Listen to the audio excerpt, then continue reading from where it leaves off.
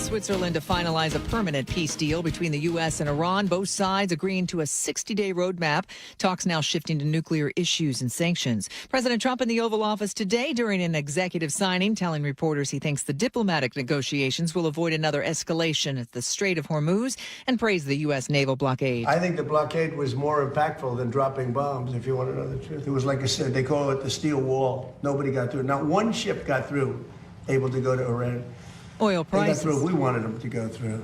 Oil prices are easing along with gas prices at the pump in the U.S. Analysts say it will take longer, though, to return to pre-war prices.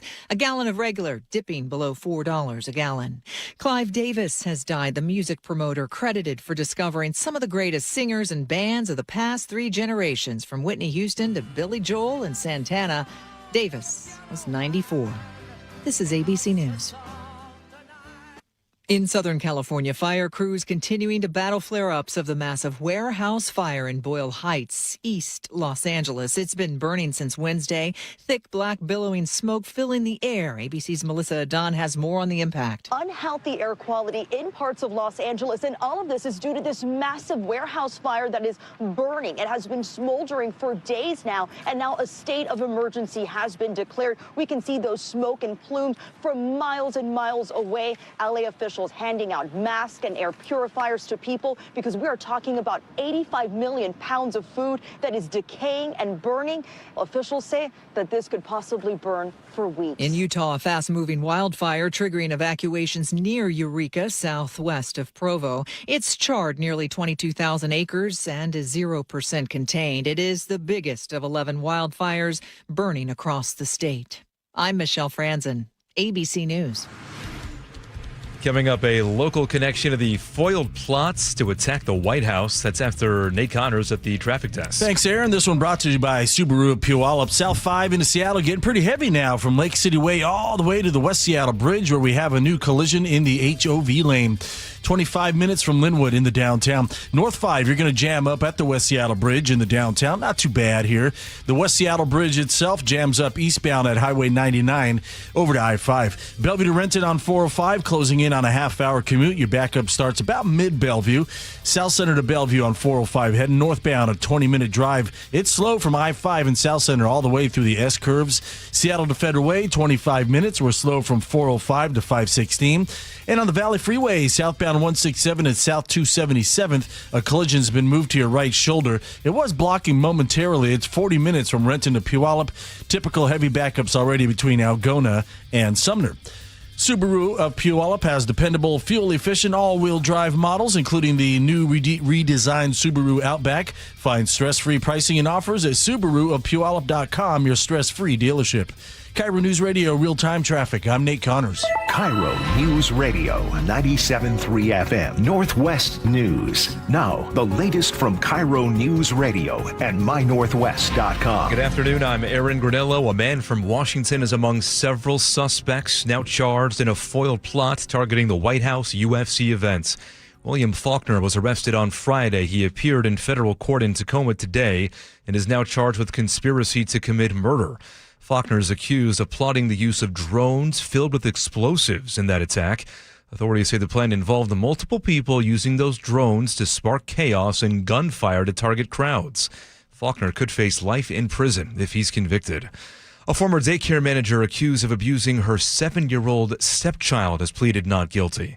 KIRO 7 TV's Jason Sloss has details there. According to court documents, prosecutors say 34-year-old Renee Diane Leon abused the child for nearly 2 years when they lived in her home and caused significant pain and bodily harm to the 7-year-old. Court documents show Leon previously ran a daycare center in Normandy Park called Auntie's Playhouse. The judge kept Leon's bail at $150,000, and prosecutors requested electronic home monitoring if she's released. Trial is set for August 10th. Kitsap Public Health is reporting 17,000 gallons of raw sewage has spilled near Keyport just south of Poulsbo. No contact advisory now issued through this Thursday and no harvesting shellfish through July 9th. In King County, meantime, 5 beaches are closed after water testing found high bacteria levels there. This includes Jean Coulon in Renton, Juanita and Waverly Beaches in Kirkland, also Matthews Beach in Seattle and Lake Meridian Beach in Kent. The World Cup in Seattle may be setting the stage for more premier events in the city. That's according to the president and CEO of the Seattle Sports Commission, Beth Knox.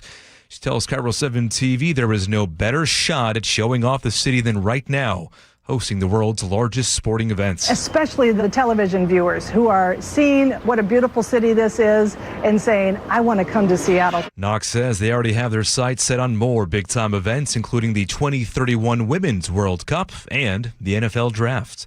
To your forecast now, we do have a heat advisory in effect for today and again tomorrow. Some areas also under that advisory through Wednesday with highs in the mid to upper 80s and low 90s. Right now, 80 degrees in downtown Seattle. I'm Aaron Granillo, KIRO News Radio. Your best source for local news, serving Western Washington and the world with the KIRO Newsradio app. Always streaming live on your smart speakers. You're listening to KIRO News Radio, Northwest News.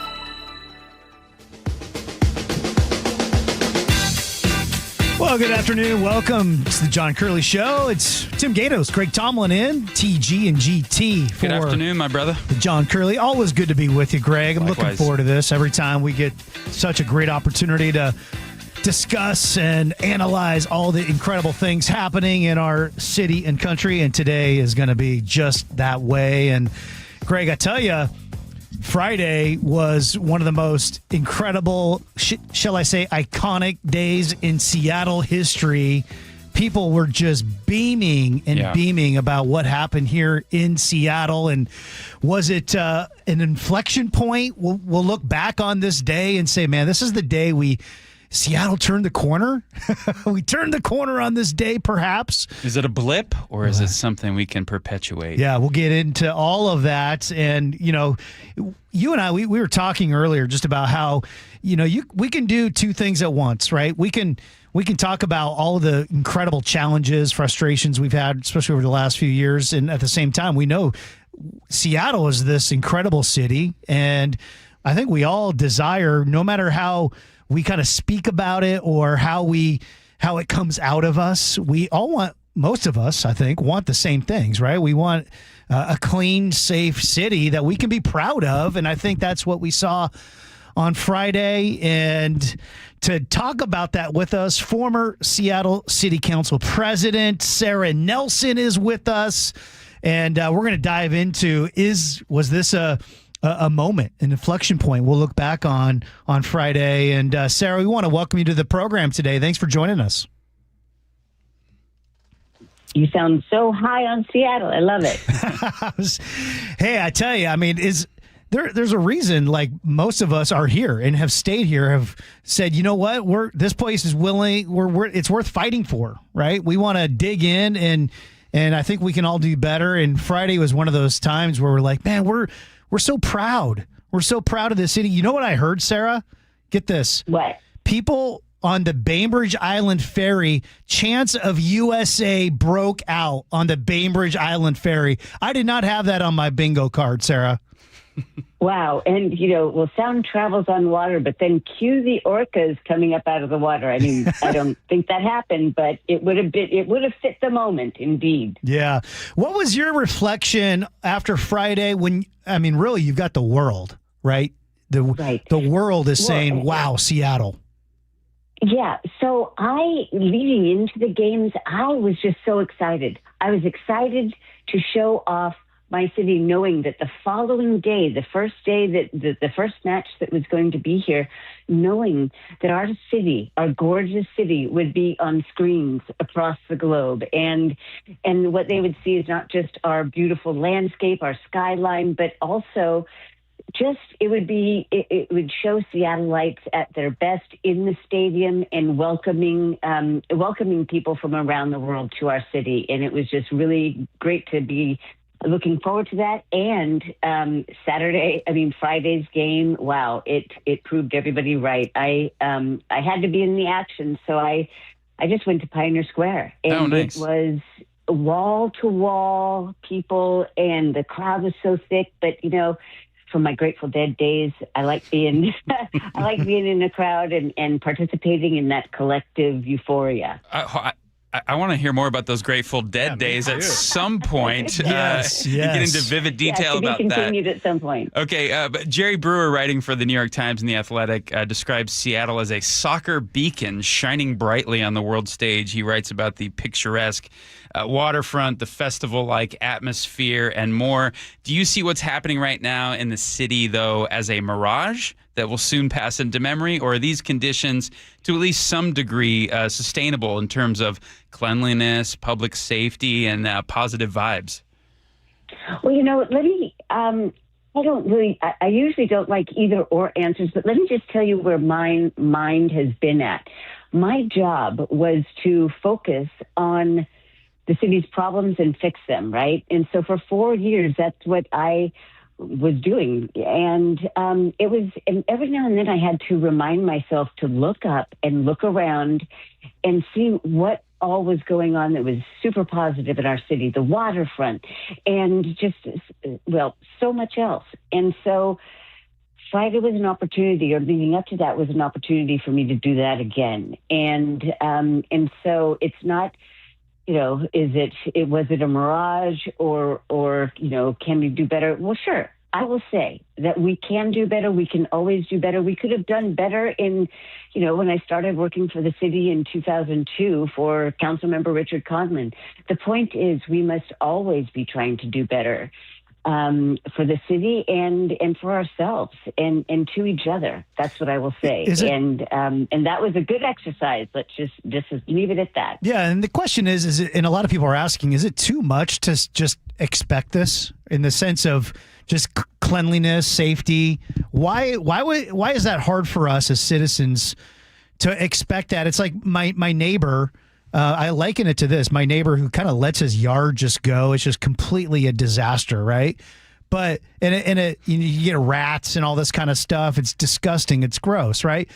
But then he has family that comes in from out of town and he cleans it up. It's like, oh, that's nice. I'm glad you cleaned it up for your friends coming in from out of town. But then they leave and then he lets it go again. Why can't we expect to just have that as normal, just common sense behavior all the time? Well, so the practical answer is that it's a matter of resources. I mean, when you just look at the security that it took to ensure that there was a safe environment for everybody to come, we had other agencies that were helping us out and will be helping us out throughout the whole period. And so it does matter how much the city has and how much the city can devote to a particular need. Okay, so that is the practical answer.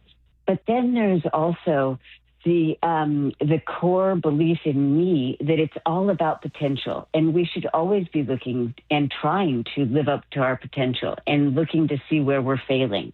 And so that is real. As we were focused on Aurora there for a few weeks in a concentrated way, I kept thinking about 12th and Jackson in the back of my mind and thinking we cannot forget the safety needs everywhere in the city and the fact that we can always do better everywhere, but we also have to be practical about how we deploy our limited resources so that they have the greatest impact where there is the greatest need. Yeah. It's one of those things, Sarah, I think of, I realized this weekend, and I always knew this, but it's like none of us want to be the butt of national jokes, right? Like when over the last 5 or 6 years, right? It feels like we've made maybe more international headlines the last 5 or 6 years because of just bad policies and decisions that are being made that are like, what, why are we doing this? And because Seattle, we're very proud of our city, because I think partly because we're tucked away right up here in the great far left, right? We're tucked away and we're usually just an afterthought when it comes to the national conversation. And so we've always, for those of us that have, born and raised here, we're always like, the little engine that could, like, no, man, we're actually awesome and we're the best. But and certainly that's taken a huge toll the last few years, where there's been, obviously we could talk about the things that we're like, oh gosh, I'm kind of embarrassed that we're making international headlines in this way. And so when Friday happens and all of a sudden the world again is like, oh my gosh, Seattle is ridiculous, off the chain, incredible. We're like, yes, can we just get back to how amazing we've been for 50 years? At least that's how old I am. But it's like, man, that's who we are. And how do we work together across, so many, divides and there's ideologies, and there is a certain segment of our city that likes chaos. I don't know why, but they do. How do we get back to that place where we're like, you know what? Let's just, we love our city. We want to be proud of it. Let's work together. Okay, well, I'm 60 and I can walk and chew gum too. So I've got 10 years on you trying to do that. All right. So, specifically from a policymaker's perspective, I'll say this. We cannot keep spending more and more and more money on problems that keep getting worse. That is the first thing. So the first responsibility is to make sure that our public resources are spent on things that are having an impact. In other words, what is the performance of our investments? Are they working? And if not, we have to do something else. And you and I have talked a long time and often about some of our persistent challenges, and I'll say chronic homelessness. This is just one example of something that we can approach differently. We have got to focus on recovery and getting people on a path toward recovery, because the chronic homelessness issue is driven by addiction. That is just one example. And if we expand access to on-demand treatment, inpatient treatment, then we will, that'll help but it'll improve our public safety and our chronic homelessness challenges. That is just one example of what the city has to be engaged in all the time. What are we doing? Is it working? If not, let's do something else. And so I think what you saw on Friday was a culmination of a lot of efforts to get a city ready for one huge match in a series of many.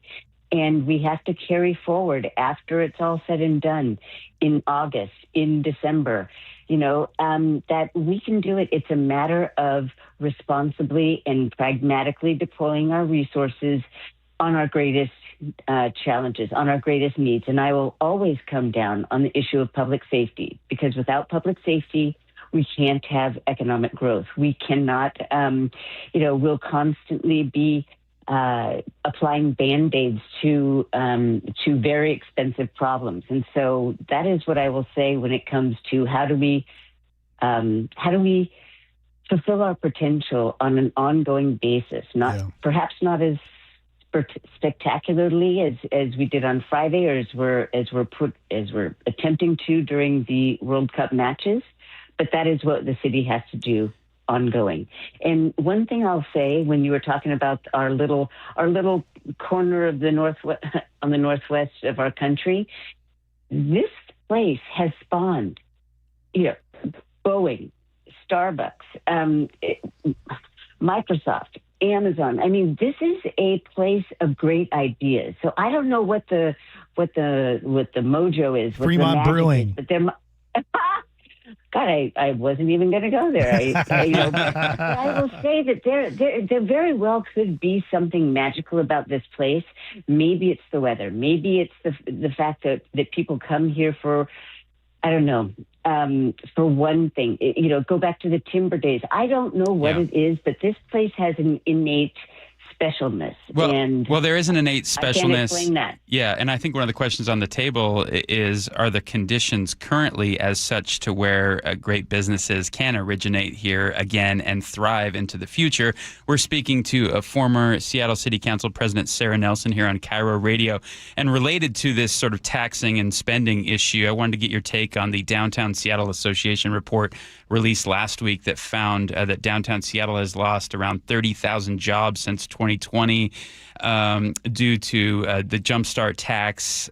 Seattle Mayor Katie Wilson lauded Jumpstart and said it helped the city recover from the pandemic and that they've raised a lot more tax dollars than previously expected. And she added, quote, that it's the chaotic and counterproductive national economic policies, end quote, that are adversely affecting the region. What say you in response? Deep sigh. There's a lot packed in there. I will, it's no secret that I have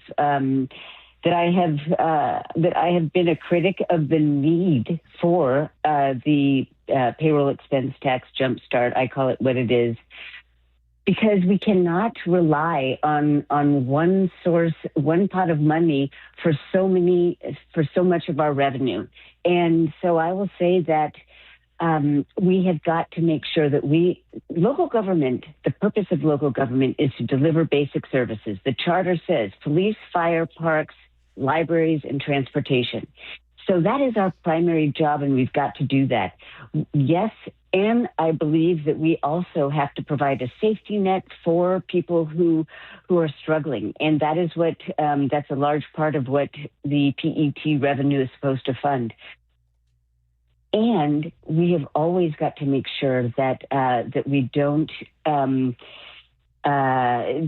work counterproductively, because if we are driving out the tax revenue that we rely on to deliver basic services, then not only does it create it contributes to Seattle's lack of competitiveness when businesses are looking for places to start and grow. Exactly. What it also does is it betrays public trust. And when we're talking about the role of government, that is a core issue. We've got to fulfill the potential that people have in local government to perform its core functions. Can City Council overturn this Jumpstart tax? Is that something that can be on the table? As we're talking about, I mean, office buildings, their value have gone down 48%, which is the taxable value of it, which means those the homeowners, they're going to have to pick up more of the slack of that, which is not pleasant. Can those current city council members, can they put this on the table and reverse this? Can Dan Strauss, can he make up for his yes vote on this and turn this into a no vote? Well, look, we're talking hypotheticals here, grandiose hypotheticals. It is true that the payroll expense tax was created by council. So this did not go to the voters. So council does have the power to modify it or make it go away. I do not think that is likely. So that is the case right now. I mean, it is, but I think that when we're looking at fall's budget, what's on the table for addressing it? And when we've heard that there are several perhaps new or dialed up taxes that are on the table that the mayor has talked about before, we really do have to pause. I would suggest refraining from imposing any new or increased taxes and instead use the resources that we have right now wisely. I know that sounds really Pollyanna-ish, but that is basically what a small business has to do and families have to do. And so I would suggest that is the first step to stopping the bleed after that report came out. I would think that Dan Strauss would want to not have his legacy be, killing the golden goose, right? I mean, like I would imagine he'd want to have another chance at this. I think that you should call up Dan Strauss now for an interview.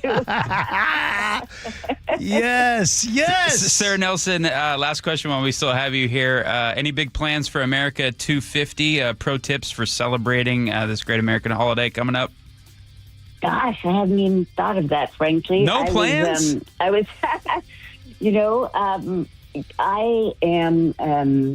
I kind of take one day at a time. And so thank you for that reminder that I've got to get myself some plans. Get on it, yeah. Thanks so much for joining us here on the John Curley Show. It's great, Tom. What? Happy birthday. Absolutely. Happy birthday, America. All right. USA.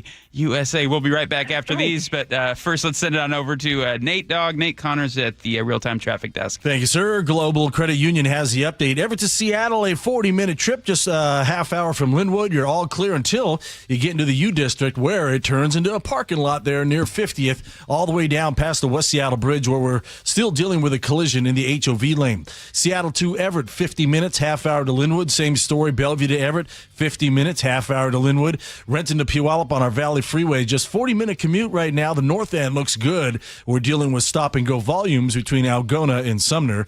Tacoma to Olympia, a wide-open commute taking just 40 minutes. And a heads up, we've got overnight road work scheduled. It's going to shut down up to 3 lanes in both directions of I-5 between Lake City Way and Northgate.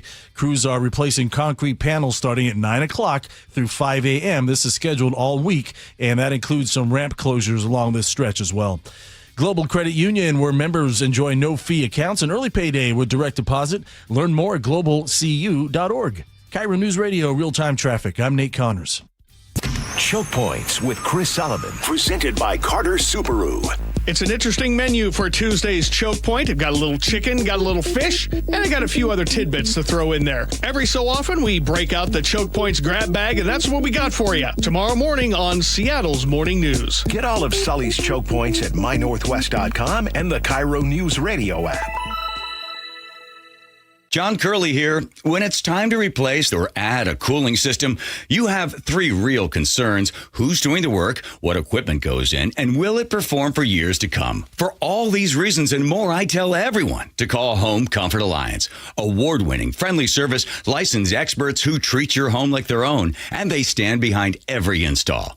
Now the equipment matters. Home Comfort Alliance recommends Carrier systems for a reason. Carrier leads the industry in efficiency and dependability. Lower energy bills, quieter operation, and a system built to handle our hottest summer days without breaking a sweat. If you're investing in your home, Carrier is a smart choice, and the timing couldn't be better with up to $3,000 off with PSE rebates.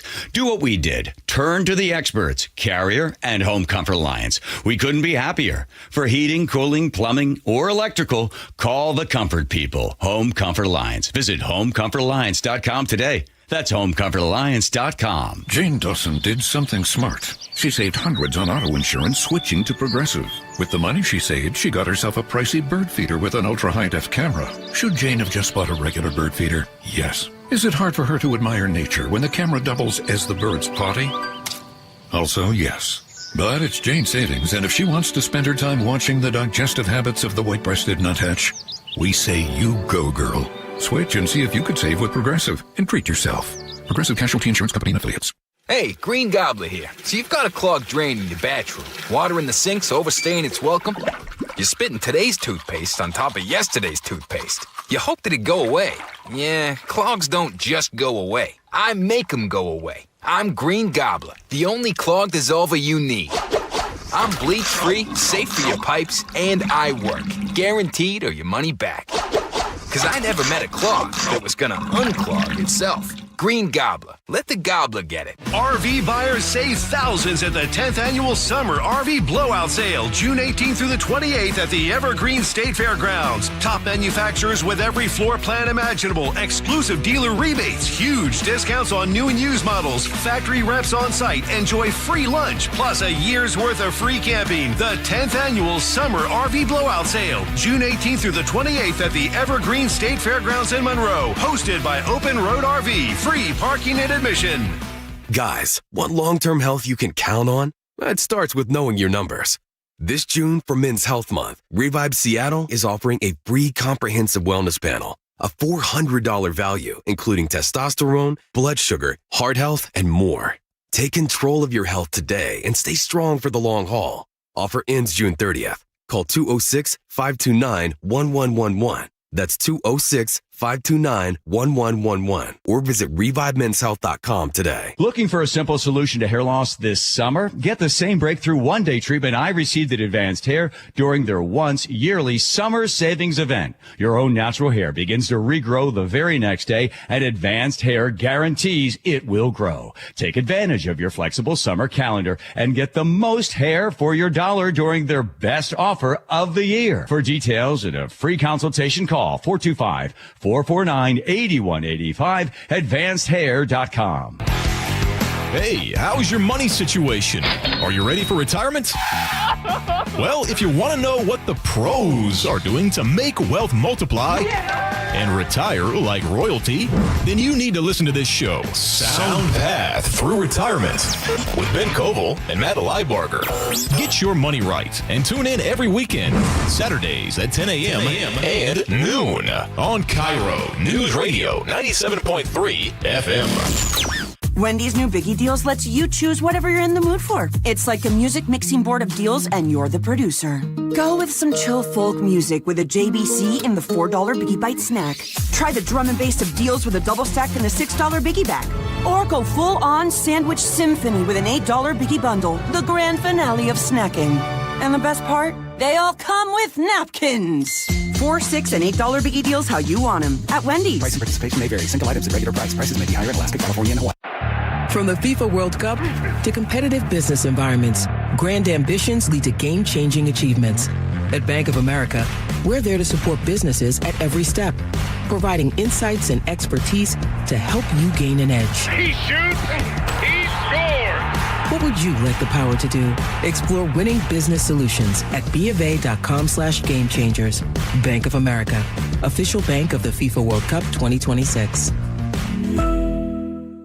KIRO News Radio 97.3 FM, Northwest News. Now, the latest from KIRO News Radio and mynorthwest.com. Good afternoon. I'm Aaron Granillo. The Trump administration is proposing a rule change for citizenship applications. ABC's Luke Barr has details. A new proposed rule by the Trump administration might make it more costly to become a U.S. citizen. The administration is proposing to raise the fee to file a citizenship form from $760 to $1,330, an increase of 75%. The current fees, they say, don't cover the cost of the application process. The proposal still has to go through a 2-month review period.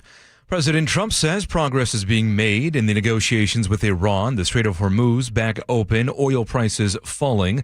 Also, along with prices at the pump. Gas Buddies Patrick DeHaan says this. Consumers may see a 7th straight week of gas prices declining. But of course, there's a lot of twists and turns in this story. So that could change at a moment's notice. And here in the Seattle area, AAA says we're paying an average of $5.66 for a gallon of regular. That is down more than 30 cents from a month ago. Still about $1 more compared to a year ago, however. Western Washington will be under a heat advisory the next few days. KIRO News Radio's Luke Ducey has more on what to expect. The National Weather Service is issuing that heat advisory from 11 Monday morning until Tuesday night, from Bellingham down to Olympia and to the coast. Here's more from our own Ted Beener. Not going to be extreme. We're going to have a few places getting up above 90 degrees, particularly tomorrow, Tuesday. That's when it's going to peak on this particular event. Prolonged exposure can lead to heat exhaustion or heat stroke. Beener says to stay hydrated and find a cool air-conditioned space for at least 3 hours each day. Luke Ducey, KIRO News Radio. Mariners starting pitcher is the American League Player of the Week. 6th strikeout for Logan Gilbert on his game today here at T-Mobile Park. Gilbert was lights out in 2 starts, struck out 18 with a 1.35 ERA. He punched out 10 against Baltimore, then followed it up with 8 more against Boston on Sunday, his first Father's Day as a dad, by the way. To the real-time traffic desk now at 3:33. Here's Nate Connors. Thank you, Aaron. 1-800-DUIOA has the update. Overall, it's a Monday-like commute across the board. Our biggest backup is heading into downtown Seattle from the north end. You're bumper-to-bumper from the U District to just past the West Seattle Bridge, where a disabled vehicle continues to block our HOV lane. We're up to 35 minutes from Linwood into downtown. That's a 10 to 15-minute delay. North 5 heavy just before the West Seattle Bridge into downtown. South Center to Seattle is a 20-minute trip. Our Lake Bridges doors are wide open. Bellevue to South Center on 405, 35 minutes. You're bumper to bumper from mid-Bellevue through Factoria. Got another backup down there in South Center. Seattle to Federal Way is at 35 minutes. It's packed along South Center down to 516.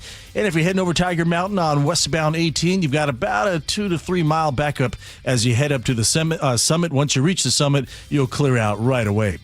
Serving the Pacific Northwest for over 30 years with hundreds of 5-star reviews, 1-800-DUIOA.com.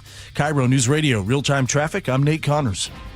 Thank you, Nate. To your forecast now. As you heard, we have that heat advisory in effect. Mid to upper 80s, some spots into the low 90s the next couple of days. Right now, 82 in downtown Seattle. I'm Aaron Granillo, KIRO News Radio. Your best source for local news. You're listening to KIRO News Radio, Northwest News. Greg Tomlin and Tim Gatos in on the John Curley Show this hour, brought to you by Home Comfort Alliance. A little later in the program, Tim's going to be giving us his review of Toy Story 5, and I will have an adventure in suburbia to tell you about. But first... You know, we were talking, Greg, last segment about the World Cup and so many incredible things that happen on Friday here at the Seattle Stadium, not Lumen Field. But there is a little bit of controversy. Maybe this is the biggest brewing of controversy that we've seen that coming out of Friday's USA-Australia match. And so Brian Haywood of Let's Go Washington, he tweeted out on Friday a picture of him and our King County executive, Gurmai Zahalai. And he had a great tweet basically saying, hey, here we were together and asked if we could put our political differences aside so that we could cheer for the USA. And Brian said later on, Gurmai came up and was sitting there, and he came up and said hello again. He suggested we probably represent the political opposite poles in the state. So perhaps we should get a photo together.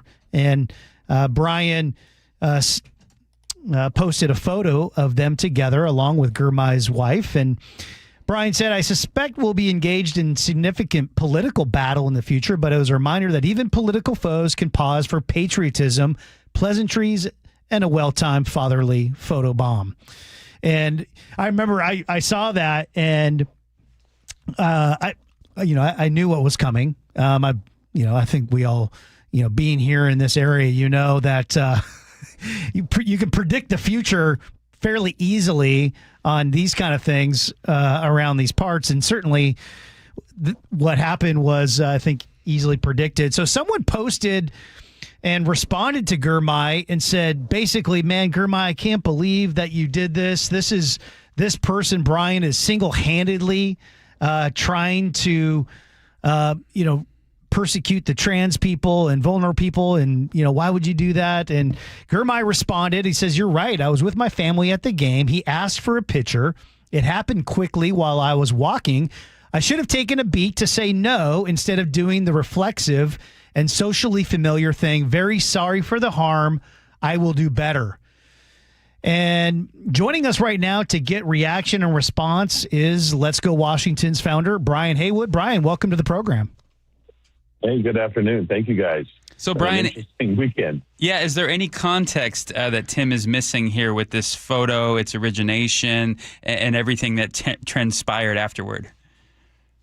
Yeah, the start of the whole interaction was I was hanging out with Congressman Mike Baumgartner, and he had a pass to go into the VVIP room at the very top, and there were like cabinet secretaries and all the left-leaning Democrat leaders of the state were all in this one room and watching, getting ready for the game to start.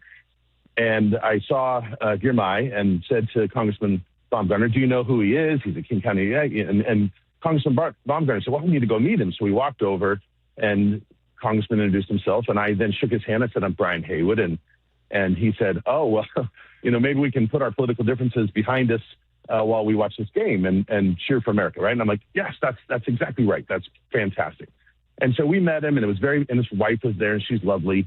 And so then we left that spot and went down to our seats, and the game was about 3/4 of the way over when I'm just sitting there, and I feel this hand on my shoulder, and it's Gurmai. It's just a very very friendly gesture. He had seen me. He's like, "Hey, dude," right? And he puts his hand on my shoulder, and then he's kind of walking. And so I got up. I'm like, "Hey, it'd be sort of interesting. Just the two of us are so polar opposite on the politics, but here we are cheering for the U.S. Why don't we get a photo?" And he readily agreed, and his wife was there. And so I took a photo of, took a selfie of all of us. And his wife, she's absolutely just lovely. She was very kind. And she's like, "Oh, man, can I get a copy of that?" So I handed her my phone. She put her number into my phone so I could send her a copy of it, right? And then his dad was standing there. And I said, "Is this your dad?" And he said, "Yeah." And I talked to his dad for a little while. And his dad was, just tagging along, happened to go with him. And we talked, and suddenly his eyes were sort of bright and shiny. And it was just this really positive experience for someone that I don't agree with probably on almost anything politically, right? It's just this human experience. And I went away from it going, well, that was a cool thing. It needs to happen more. And even as I was posting, I was a little bit worried. I didn't want anybody on my right to go shoot me going, "What are you doing hanging out with this guy?" And I knew with him that he'd probably get the same thing. So I was careful even in my wording to make sure that it wasn't like, "Hey, we're besties, now we're going to hang out." It was, we're political foes, but for this thing, we can come together. And so that was sort of the setup of the whole thing before Hannah decides that, no, there's a purity test that has to happen before anyone can talk to anyone that the left approves. Yeah, I mean, 10 years ago, that would have been okay, right? I mean, in 2026 here in this area, that's kind of against the Seattle orthodoxy. What was when you saw Girmay's response and what he said? What went through your head? Two things. The first thing was I was kind of disappointed, and I think the second thing was I think it was stupid, right? When you meet someone, it defangs you a little bit, right? It makes it harder for me to go after him in any sort of personal way. Because I met him, he's a nice guy. He was, he was pleasant. He didn't say anything rude. Then I saw this thing, and it was sort of cowardly, right? Oh, but then I thought, well, as soon as you do that, as soon as you apologize for something, they own you.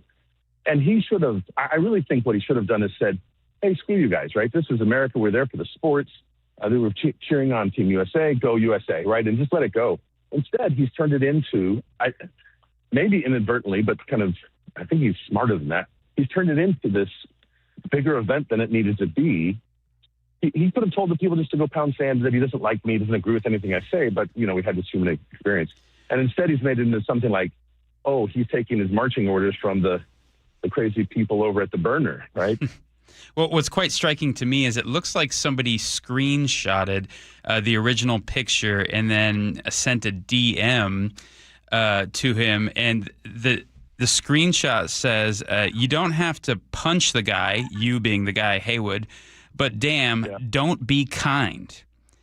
And then he comes back and basically agrees with that sentiment. Don't be kind. I mean, really, is that the current state of things when it comes to political adversaries in the United States of America? It seems to me that in 2026, this day and age, it tends to just be progressives that believe a photo taken with a political opponent can cause damage, injury, or harm, which is the definition, of harm, which is he's agreeing to here, which just seems outrageous. Well, Greg, when you know that the recent data and studies that show that the political left is more and more okay with violence, I mean, I don't think we should be surprised by that sort of sentiment, right? Like, of course, if you're okay with political violence because of how hurtful and damaging people like Brian Haywood are, then this is nothing. This is tame, right, compared to that. Well, Brian, maybe you can shed some light on this. Why do you think that it seems like more conservative-oriented people are okay with things like fraternizing with the other side, with being friendly to the other side, with being in conversation and dialogue, and having an amicable relationship with someone who's on the other side of the political spectrum, but that's not reciprocated? I think in Washington State, it has a lot to do with the fact that we don't have a choice, right? People are people, right? I'm sure there's scumbags on both sides that, would be violent and rude. But in this state, we're such a minority that you sort of, I joke that you can come out as anything in Seattle except a conservative, right? You have to get along with people in order just to do business, to sell your goods, to buy products. You can't go out there and just be rude to people. You have to deal with people that you don't agree with politically. You have to read everything online, all the media, mainstream media. It's not in your favor, right? Everything you read, every person you deal with, you just have to be careful here and learn to be kind so that you're not in fights all the time. And I think that's but if you're on the left, you can say whatever you want. And if someone does, and then the second part of it is the real progressives, to me, are the scary ones. And I think that's what's going on here is that Girmay is afraid, right? He's afraid that these guys are going to make his life hell. And it's not an unreasonable fear because they eat their own. And then I think there's a group of them in Washington State that feel unchecked. They can do whatever they want. Yeah. Brian Haywood, thanks so much for joining us. Really appreciate you taking the time. Thank you, guys. Appreciate it. All right. Have a great day. Go. Tim Gatos, Greg Tomlin in on the John Curley Show. We'll toss it over to Nate at the real-time traffic desk. How we looking, Nate? That's not too bad, though. We've got a big headache if you're heading into Seattle from the north end. This report brought to you by your Seattle Mariners. So, South 5, we're bumper to bumper from about northeast 50th there in the U District all the way past the West Seattle Bridge because your HOV lane is blocked from this disabled vehicle. But I'm seeing 6-7 vehicles involved in this now, 8 units. So, this may be turning into something a little more than just a stalled vehicle. Right now, it's 35 minutes from Linwood into downtown, about a 15-minute delay. Now, North 5, we're going to get heavy before the West Seattle Bridge in the downtown. Not too bad. Bellevue to South Center is starting to fill in, 35, 40 minutes to make this trip. It's bumper to bumper from mid-Bellevue through Factoria. And then from there, you'll slowly thin out as you make your way into Renton. South Center to Bellevue's at about 30 minutes now. It's heavy from South Center through those Renton S-curves. Seattle to Federal Way, 35 minutes. Renton to Puyallup on the Valley Freeway at 40 minutes, which isn't bad. Tacoma to Olympia looking pretty good at 40 minutes. This traffic report brought to you by the Seattle Mariners. Don't miss fireworks nights all summer long, presented by T-Mobile. Next up is the Patriotic Show, July 3rd. Get your tickets at mariners.com/fireworks. KIRO News Radio, real-time traffic. I'm Nate Connors. KIRO News Radio, the first place you turn for the news you trust. Renton police investigating a shooting that happened just after midnight. Engaging conversation. It's just indefensible. The mayor's communications team should be better. Traffic. A full closure now, southbound 509 at Alexander Avenue. And your Super Bowl champion Seahawks. Touchdown, Seahawks! Streaming everywhere on the KIRO News Radio app. Always here, always with you. KIRO News Radio, 97.3 FM. Are you in pain? Have you considered surgery or even joint replacement? Hi, everybody. It's John Curley. Before you make that decision, I recommend you see Dr. Mark Wagner, MD, at Seattle Sports and Regenerative Medicine. I did, and it's been a game changer. My doctor took a look at my x-rays and said, well, looks like you need a whole new hip. And then he said, wait, how old are you? And I told him, and then he said, well, wait, you're too young for a hip. You're just going to have to, live with the pain. We'll see you in 3 years. It was horrible. Dr. Wagner is a board-certified Seattle physician with over 30 years of experience performing more than 20,000 stem cell procedures, using a person's own stem cells to regenerate cartilage in their own joints. People with severe osteoarthritis, even bone on bone, are back doing what they enjoy doing without pain and without surgery. So whether it's a hip like I had, or a shoulder, elbow, ankle, wrist, or knee, before choosing surgery, see Dr. Mark Wagner first. Go to drmarkwagnermd.com. Healthcare costs are rising, and a major driver is hospital prices. They've increased more than 250% over the past 25 years. Families and local businesses are feeling it. At Primera Blue Cross, we're working to change that by negotiating with hospitals to secure fair, responsible prices so you can get the care you need at a cost you can afford. That's coverage that counts. Learn more at coveragethatcounts.primera.com.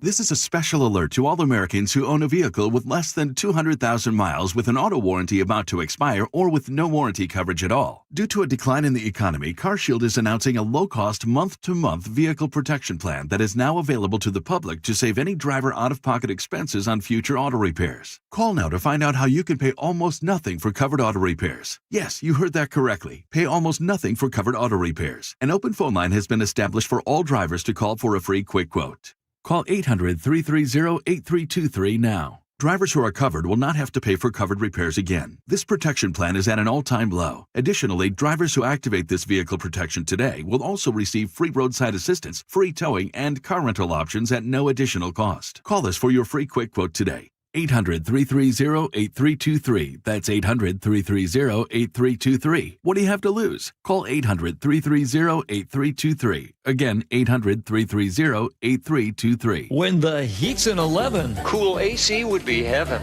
DayandNight.net. Stay cool this summer with a new AC or heat pump from Day and Night. And with installation, you'll get a free furnace. Hi, I'm Bruce with Day and Night Plumbing and Heating. Call us about installing a high-efficiency cooling system or servicing your existing one so you're cool when you need it. Get a new AC or heat pump now from Day and Night to stay cool this summer. Plus, with installation, you'll get a free furnace. DayandNight.net. 1-877 Cars for Kids. KARS Cars for Kids. 1-877 Cars for Kids. Donate your car today. Call 877-CARS for Kids to reach a friendly live agent. Donation is super easy, and your car can be picked up as soon as tomorrow. Call us now or go to carsforkids.org. 7 Cars for Kids. Donate your car today. Did you know you can donate real estate too? What if you could have the most reliable fiber-powered Wi-Fi? And get this, what if you could keep it at the same price for 5 years? During the Xfinity Summer Savings Event, now through June 22nd, new customers can get our best price on gig Wi-Fi, just $50 a month for 5 years. And get online in minutes with same-day Wi-Fi. It's Wi-Fi that finds and fixes problems before you even notice them, like super intelligent Wi-Fi with a sixth sense. Plus, add one line of Xfinity Mobile Select and you can save an average of $60 a month over Verizon and AT&T. You can even try it free for a year. Lock in your price and unlock the possibilities during the Xfinity Summer Savings Event. Get it now at Xfinity.com. Xfinity. Imagine that. Restrictions apply. Requires paperless billing and auto pay with stored bank account. Taxes and fees extra. Savings based on 1 gig internet and 1 mobile select line compared to similar Verizon and AT&T plans over 5 years. After 12 months, regular rates apply to mobile select. Xfinity internet required. Speeds vary. Use of fiber coaxial cable.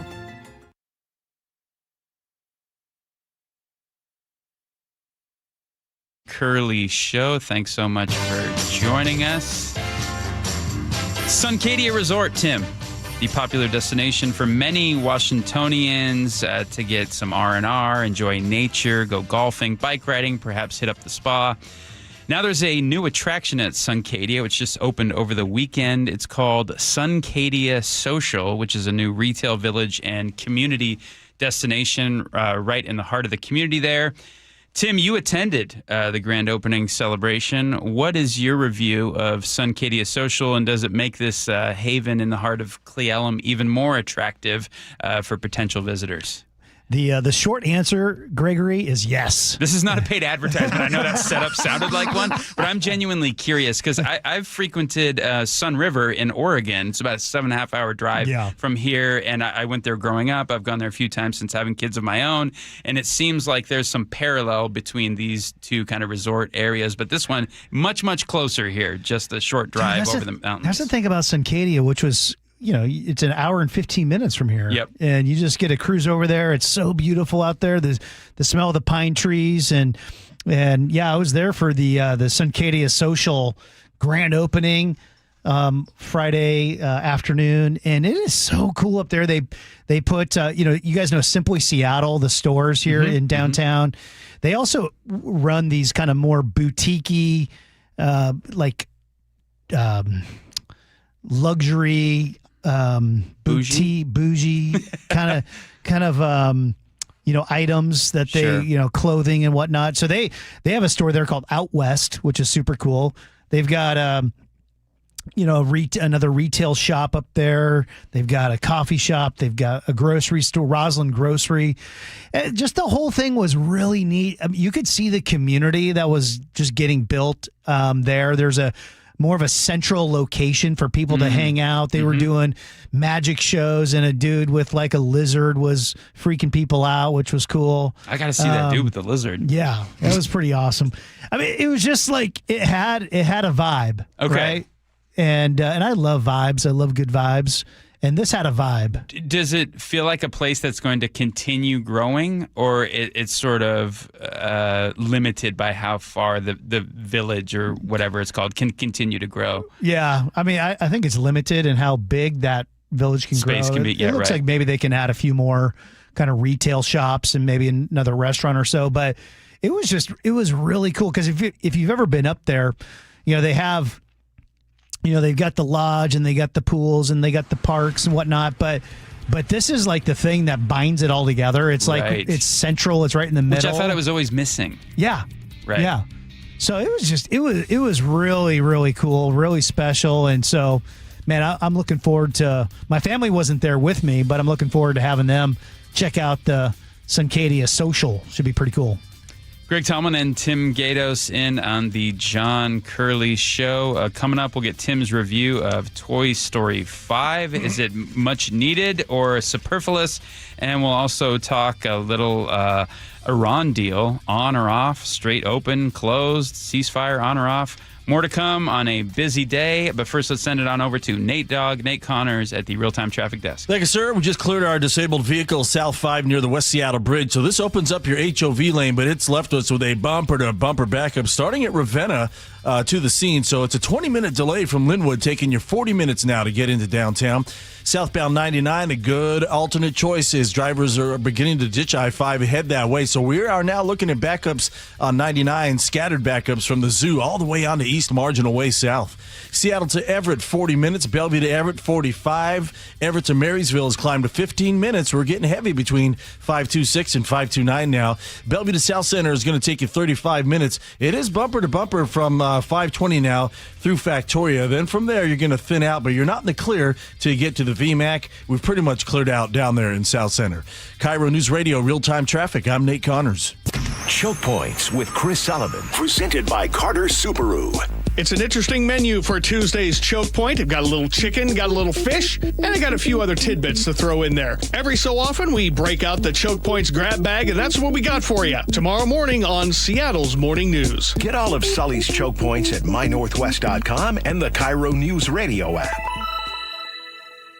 You know how some parts of the house don't work? Let me explain. There's that closet that you've got that when you open it up, everything falls out. Or you try to find something, you can't because it's not working. There's too much stuff in there. And how about the garage? I know some people that can't park their car in the garage because there's everything else parked in the garage. You see what I'm saying? There might be some other parts of the house where it's just packed and there's no place to store anything. So maybe you've even gone to renting one of those storage units. Well, that adds up every single month. You can't even remember what's in there. So a better investment to get parts of those house working would be Closets by Design. The consultant comes to your house. They look at the problem. They know that each one of these problems that need to be solved have to be customized. But you don't get a big customized price. You're going to get 40% off plus an additional 15% off in 18 months, 0% financing on approved credit when paid in full. I really became a believer in Closets by Design when they came out to the barn in Cle Elum. You should see the work that they did. My goodness. 1-800-BY-DESIGN. That's 1-800-BY-DESIGN. That's closetsbydesign.com. We meet by accident, fixing every last bit, Accurate Auto Body. If you've been in an auto accident, you have the right to take your vehicle to any repair facility. Accurate Auto Body has been family owned and operated since 1994, and they work for you, not your insurance company. Your insurance company may not love them, but you will, because We meet by accident, fixing every last bit, Accurate Auto Body. Nick, you know what my dad always used to say? Oh, which thing? Let me guess. If you put anything on a hot dog besides mustard, it's un-American? Okay, that's true. Okay, but no, about the word worry. Remember he used to say about the word worry? Yes, that it's not a verb, but it actually is. I know it's a verb, but Nick, his point was nothing comes from worrying. You can sit here and worry about all the news and all about the chaos in the world. You worry about your health, but nothing comes of it. You have to take action. Right. Like, for instance, you and I, we go into Longevity Medical Clinic. That's an action. It's about taking that action. Like, people can go to Longevity Medical Clinic, take the free health analysis, and then they can find out how they're aging and the things they can do in order to slow down the process to have a big, full, rich life so you can enjoy a hot dog with whatever you want on it. And now worry is a verb. See, there you go. So it all starts for you taking action. I was a patient at Longevity long before I started doing these commercials. So get your free health analysis. Go to lmclinic.com. That's lmclinic.com. RV buyers save thousands at the 10th Annual Summer RV Blowout Sale, June 18th through the 28th at the Evergreen State Fairgrounds. Top manufacturers with every floor plan imaginable, exclusive dealer rebates, huge discounts on new and used models, factory reps on site, enjoy free lunch, plus a year's worth of free camping. The 10th Annual Summer RV Blowout Sale, June 18th through the 28th at the Evergreen State Fairgrounds in Monroe, hosted by Open Road RV, free parking and admission.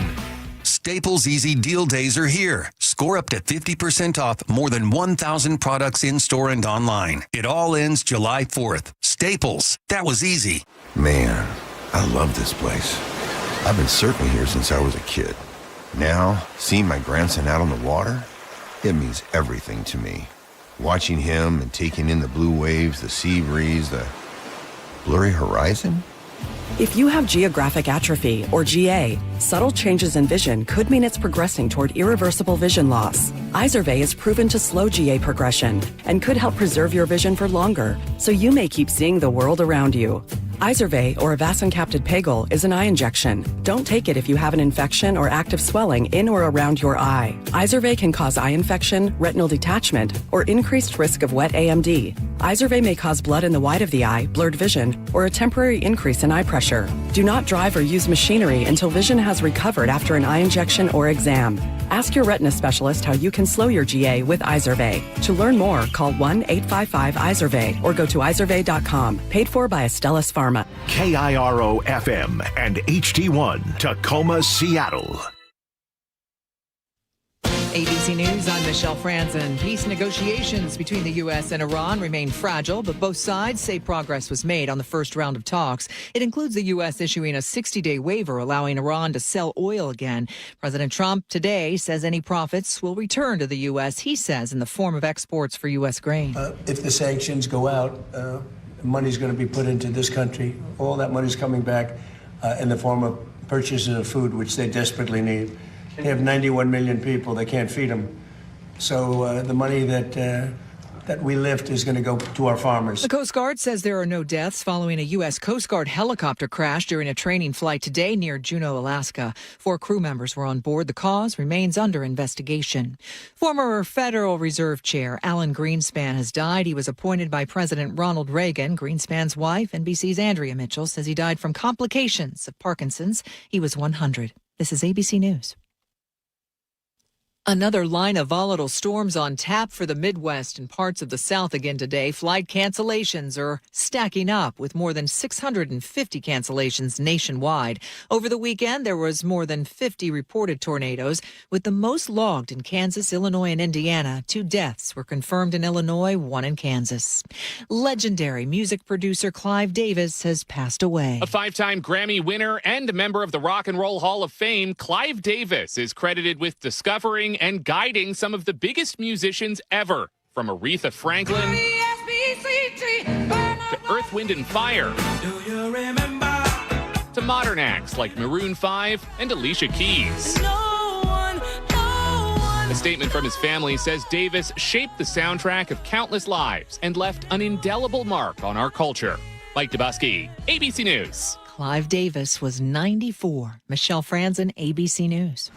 A Washington State man in custody charged with plotting to attack a White House event. That's after Nate Connors at the traffic desk. Thanks, Aaron. Seattle Sports has our update. All in all, it's a Monday light commute out there, but if you're trying to get into Seattle from the north end, quite a different story. Linwood to Seattle has gone up to 50 minutes as we continue to recover from an earlier stall near the West Seattle Bridge. So we're bumper to bumper from Lake City Way down to I-90.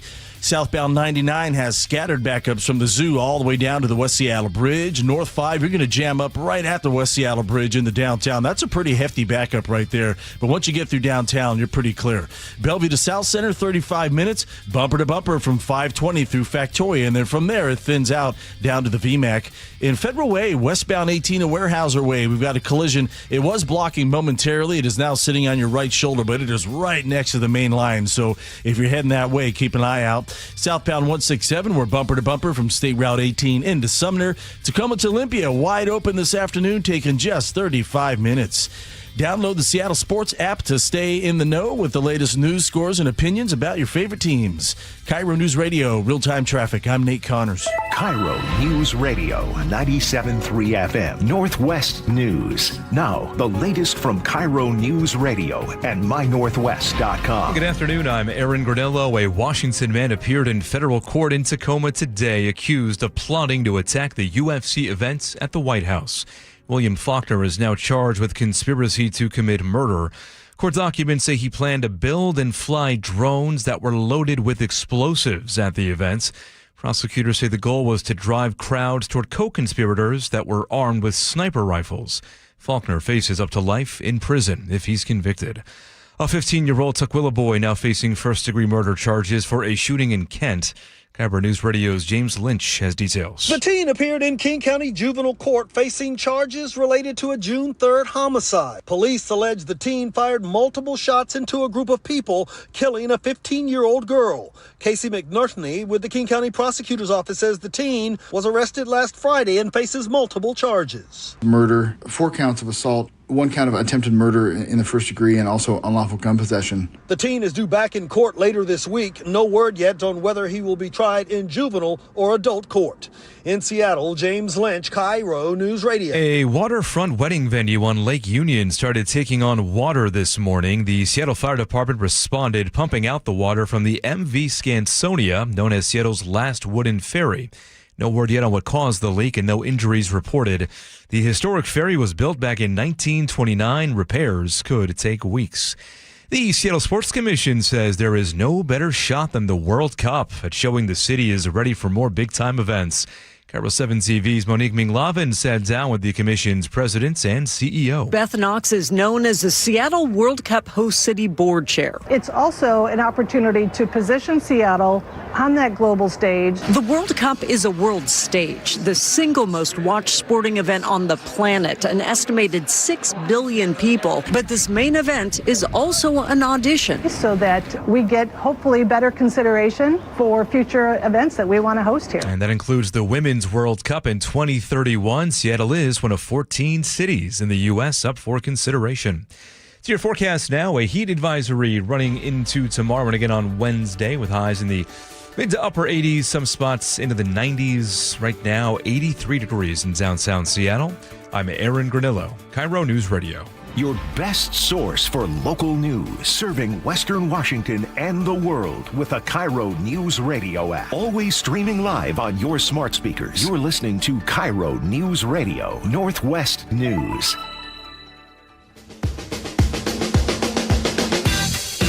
Greg Tallman and Tim Gatos in on the John Curley Show. Thank you so much for joining us here on KIRO Radio 97.3 FM. Time to get into the Memorandum of Understanding. What are we talking about here? Is it the mantra for the show today, Tim? Yeah, only you would find War and Peace a snoozy topic. I was just kidding, Greg. Relax. Oh, I see. Those were sarcastic snores. Yes. Okay, I got it. I'm with you now. I'm understanding the Gatos humor. Yeah, so this is a tough one for me, and I'll just admit this at the outset here, Tim. I sort of took a stand back and let things unfold approach before forming any real solid opinions about Trump's, what does he call it, his adventure into the Middle East, his, what's the word I'm looking for? Escape? Sojourn, sure. Well, why not? Expedition. Thank you, Andrew. Oh, wow, Johnny Andrew. on the spot. That's the word he used to describe it. It's an expedition. That peanut butter toast works out all the time. It works wonders. It's super brain fuel. And he also called it a military operation at one point. Regardless, it's gone into day 114 at this point. And where do things stand? Well, we know one thing for sure, and that is the American people want this conflict to come to an end. A new poll showing that 78% of Americans say they want the conflict to end now, while just 22% want to hold out and to, quote, continue until Iran gives up more. So I guess the Trump administration hinting that they're trying to wrap things up here would be seen as a positive amongst the majority of Americans here. But what about this deal as it exists today, only 22% of Americans said it's better for the United States than Iran, which is a quite striking number here. I mean, I don't want to get into the deep, tall weeds on this. Yes, you do. You think I do? I'm just kidding. It's like when someone says, no disrespect, and it's like they're about to disrespect you exactly. immediately. But I thought it was problematic when I didn't believe there were real clear objectives going into this thing, and now coming out of it, it looks like Iran actually appears more stronger than ever before. And utter disaster up and down. I find it harder to interpret it in any other way. To tell me I'm wrong. I mean, make the case that this was the right thing to do and that this memorandum is also in America's benefit. I just don't see it. It's hard for me to see that angle at this juncture. Yeah, I mean, I think we're not. None of us are playing or being able to discern with a full deck of cards here, right? It's hard to really know what's behind the cards and know what exactly is going on. And I agree. If someone called me and gave that poll to me and said, what do you want? I'm like, yeah, I want the war to be over. This is getting a little frustrating and irritating. We've been dealing with high prices and inflation for so long. And that was what Trump said he was going to be just laser beam focused on. And so as someone I voted for Trump. First time I voted for him. I'm an independent, but I was tired of the craziness of what we've seen from the left, and man, it's been frustrating to see that he hasn't been laser beam focused on prices here and inflation and those kind of things. But here's what I'll say. And this is a preview of the Toy Story 5 review. Oh, I like the tie-in. So do you like this? I'm waiting for. Well, okay. We'll see. Okay, but here's the thing. So in Toy Story 5, no spoilers. I'm sorry. Okay, you're gonna get a spoiler. Woody wants to go on an expedition in the Middle East. You're gonna get a little bit of a spoiler if you're that concerned about it. Sorry. To Jessie.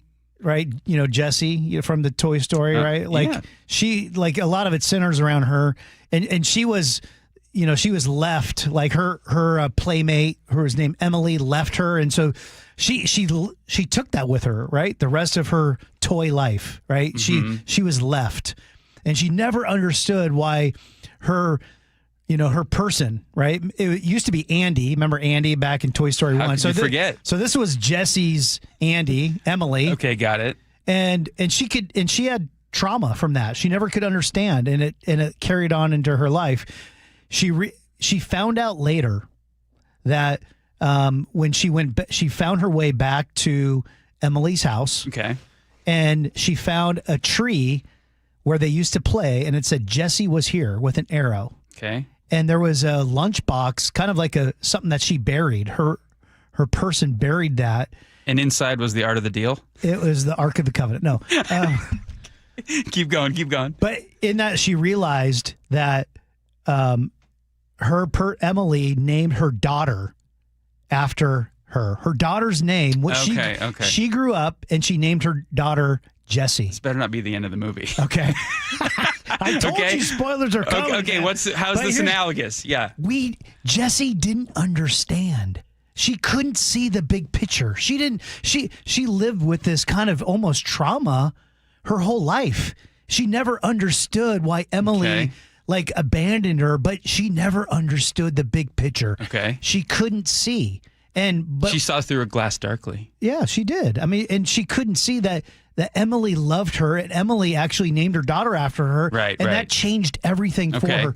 The point is, we can't see things, right? There's things that we just, like in this thing right now, like they're talking about this nuclear deal and getting nuclear inspections back into Iran and being able to see what's going on. Like, do we really know what's happening behind the scenes with Iran and their nuclear weapon and what could come down the road for the rest of the world? I don't know, right? But see, so the things that are unseen worry me. They don't reassure me. Because if we know anything about the Iranian regime, is that they are bad actors on the world stage, and they're never telling the truth, and they're always acting in their own self-interest, and often using terrorism to achieve the ends that they so desire.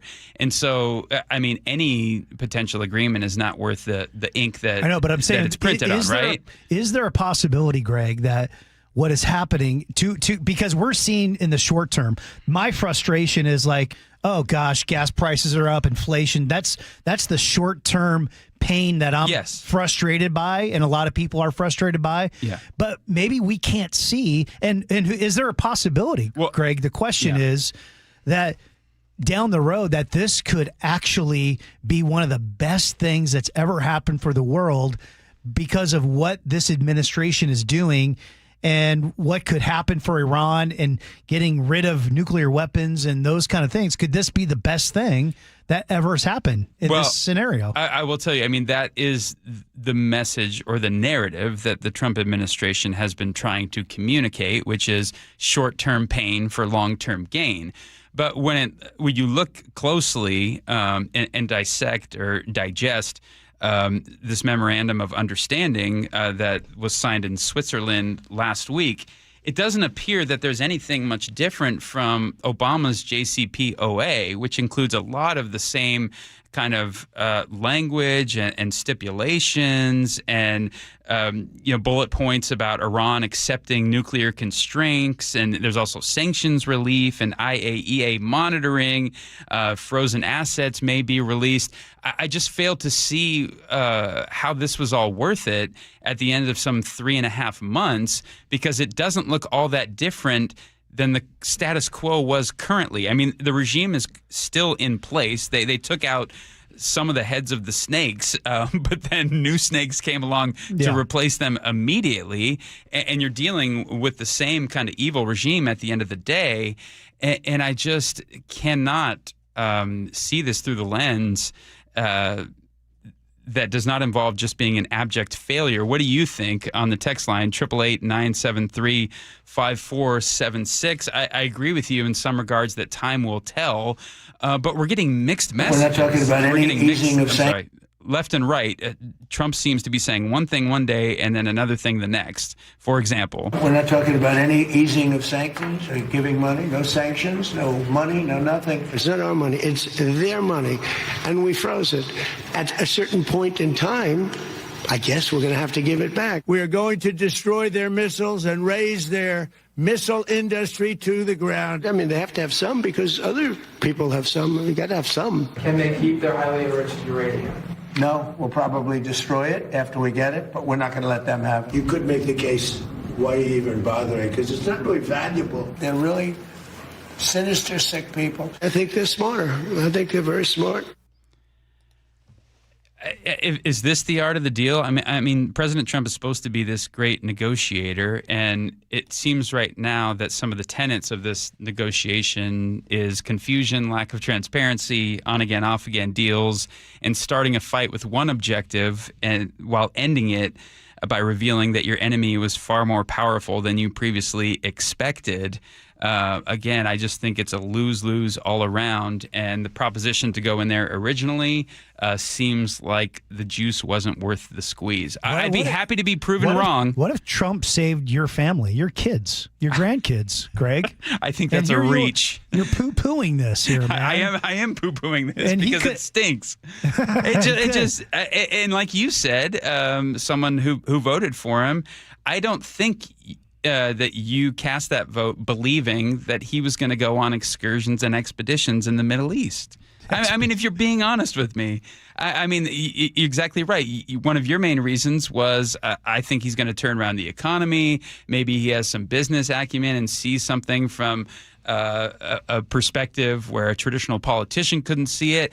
And instead, the guy who talked about ending every forever war starts bombing the heck out of Iran, only to a few months later say, they're a little more powerful than we thought. We don't really care about the ballistic missiles and the nukes. Let's just, or the enriched uranium, let's just have some regular inspections. And, Iran should have the right to self-defense. What? What are you talking about? So on the scale of wars, where does this one fit in terms of the scale of it and the length of it? It's one of the shorter ones ever, right? So he's actually following through on not having forever wars. But if anything, I just think what he revealed was Iran has far more leverage, and furthermore, and even they have an ace in the hole that wasn't fully exposed until we tried this. Yeah. What do you think Kamala Harris would have done? You voted for her. I don't think she would have started bombing Iran. I mean, yeah. I really don't. What do you think? In terms of relationships with the Middle East? Yeah. I mean, gosh, look, hindsight and all that kind of stuff, things would be a lot different in a myriad of ways, for better or worse. But my goodness, the stakes are so high right now in terms of geopolitical relationships. With what's going on in Israel and Gaza and Lebanon and Iran, it seems like there's a very tenuous situation that continues to take on new dynamics each and every day. And it worries me that someone with the character of Donald Trump is at the helm during all of this, and in particular these consequential times. It makes me very, very concerned. Yeah. All right, should we move on to the reflecting pool? Oh, my gosh. Tell me you've been following some of this on social media. Oh, I mean, there's some people that are going to be going to jail for 10 years for some of their vandalism of this thing. I mean, this is going to be fascinating to see how this plays out. I mean, what are your thoughts on this, so for Greg? those who haven't followed this, in anticipation of America 250, there was a big sort of, I don't know, what do you call it, a revamping, a remodeling, or a makeover for the reflecting pool right outside the Lincoln Memorial to the tune of millions of dollars. And, here's some marginalia for it. It was a no-bid contract, and the person that got the contract was buddies with Trump. But so it was supposed to be this big win for the administration, and we're going to make D.C. and the National Mall there look glorious ahead of our big anniversary. And lo and behold, algae starts growing immediately and paint chips starts tearing off the bottom of the pool. And it's just been kind of a disaster. At least it's represented that way online. Who the contractors are on this thing? Have we heard? Well, I don't have their name right in front of me, but I did read that Joe? It was someone who had done work for Trump in the past. Yeah, it was like his own pool guy. And he looks like a Batman villain or something like that. He's got a mustache. He weighs about 350 pounds. He looks like a penguin. Okay. Trump was asked about this today in the Oval Office, and he doesn't think the big problem is the job that was done on the pool, but it's rather the vandalism, like you alluded to, Tim. Are the contractors who did the initial work with the reflecting pool, are they to blame for the current condition, or is it the vandals? We had vandalism. No, vandals. We have I think 290, 300-foot slit right through it, probably a box cutter or a knife of some kind. Or we had people lifting up the basic, it's not a lot of damage, but we'll probably have to let the water out and refix it. They went in there with a knife.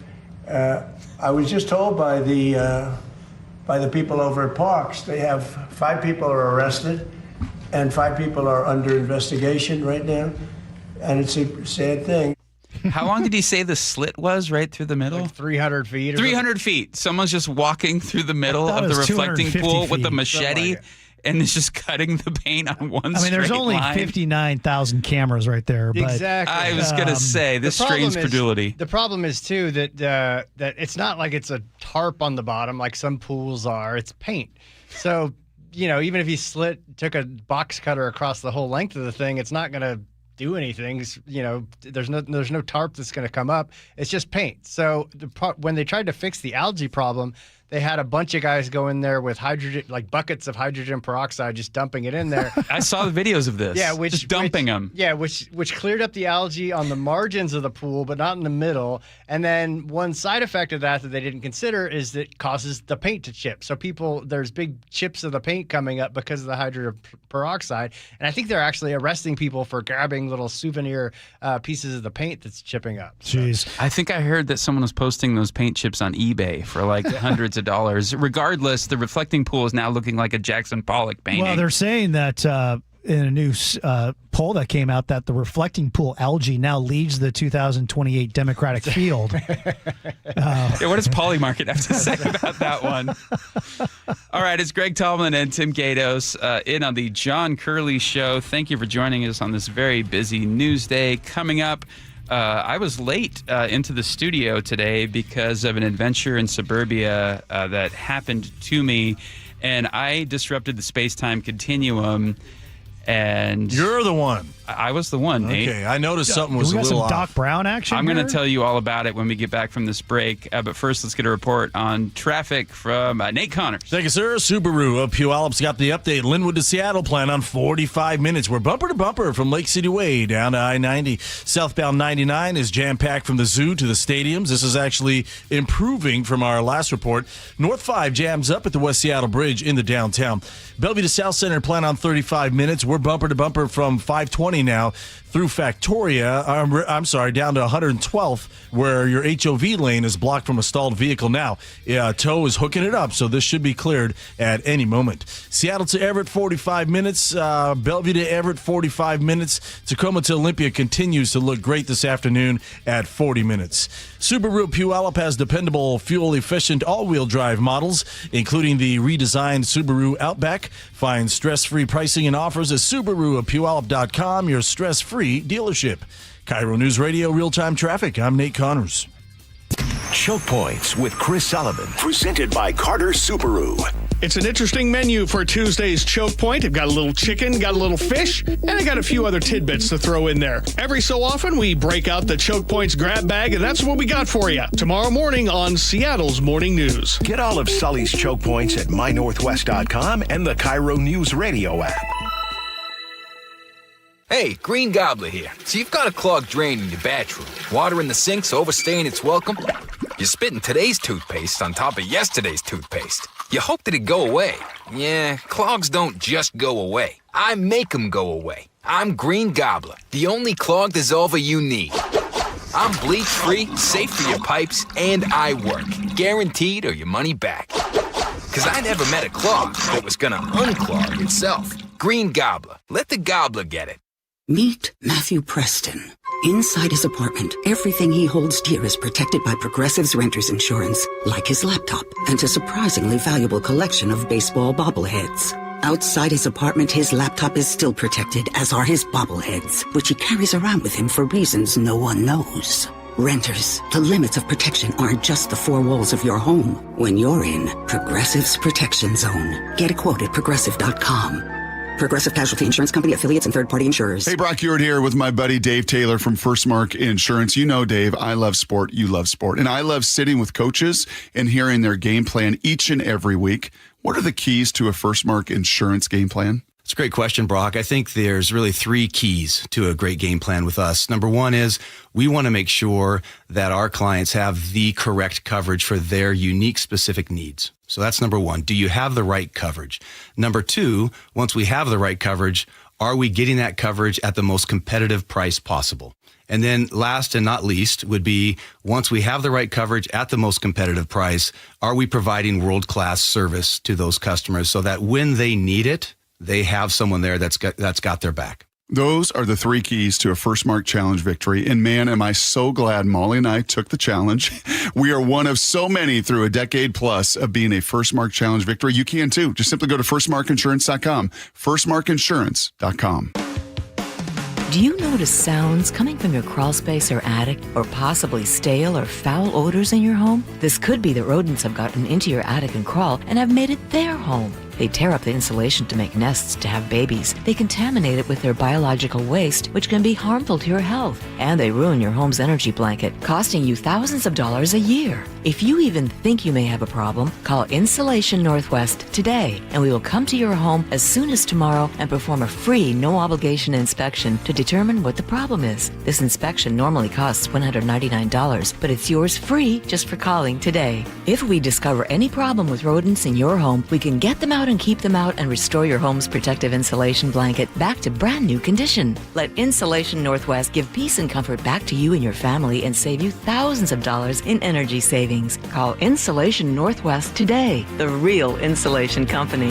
InsulationNorthwest.com. Everyone always asks me, what were your top reasons for choosing Advanced Hair? Well, allow me to share, along with some details on, get this, their once-a-year summer savings event. Okay, first off, Advanced Hair stands by the results, and I'm living proof those results are second to none. With Advanced Hair, your own natural hair is guaranteed to grow. Secondly, Advanced Hair combines top-rated physicians with modern technology, creating a concierge quality experience that blew away my expectations. And lastly, Advanced Hair's Advanced FUE begins regrowing your own natural hair the very next day. It is quick, simple, and easy. Now, if you have a flexible schedule this summer and you've been waiting for that special savings opportunity, well, it's here. Advanced Hair's Summer Savings Event will get you the most hair for your dollar. It's their best offer ever. For details to schedule your free consultation, call 425-449-8185. One-day treatment, life-changing results. Your new hair is guaranteed to grow. Before and after pictures at advancedhair.com. How would you like to invest in the Seattle real estate market, one of the hottest and most stable regions in the country, and achieve a great rate of return on your investment without the effort of sourcing a deal,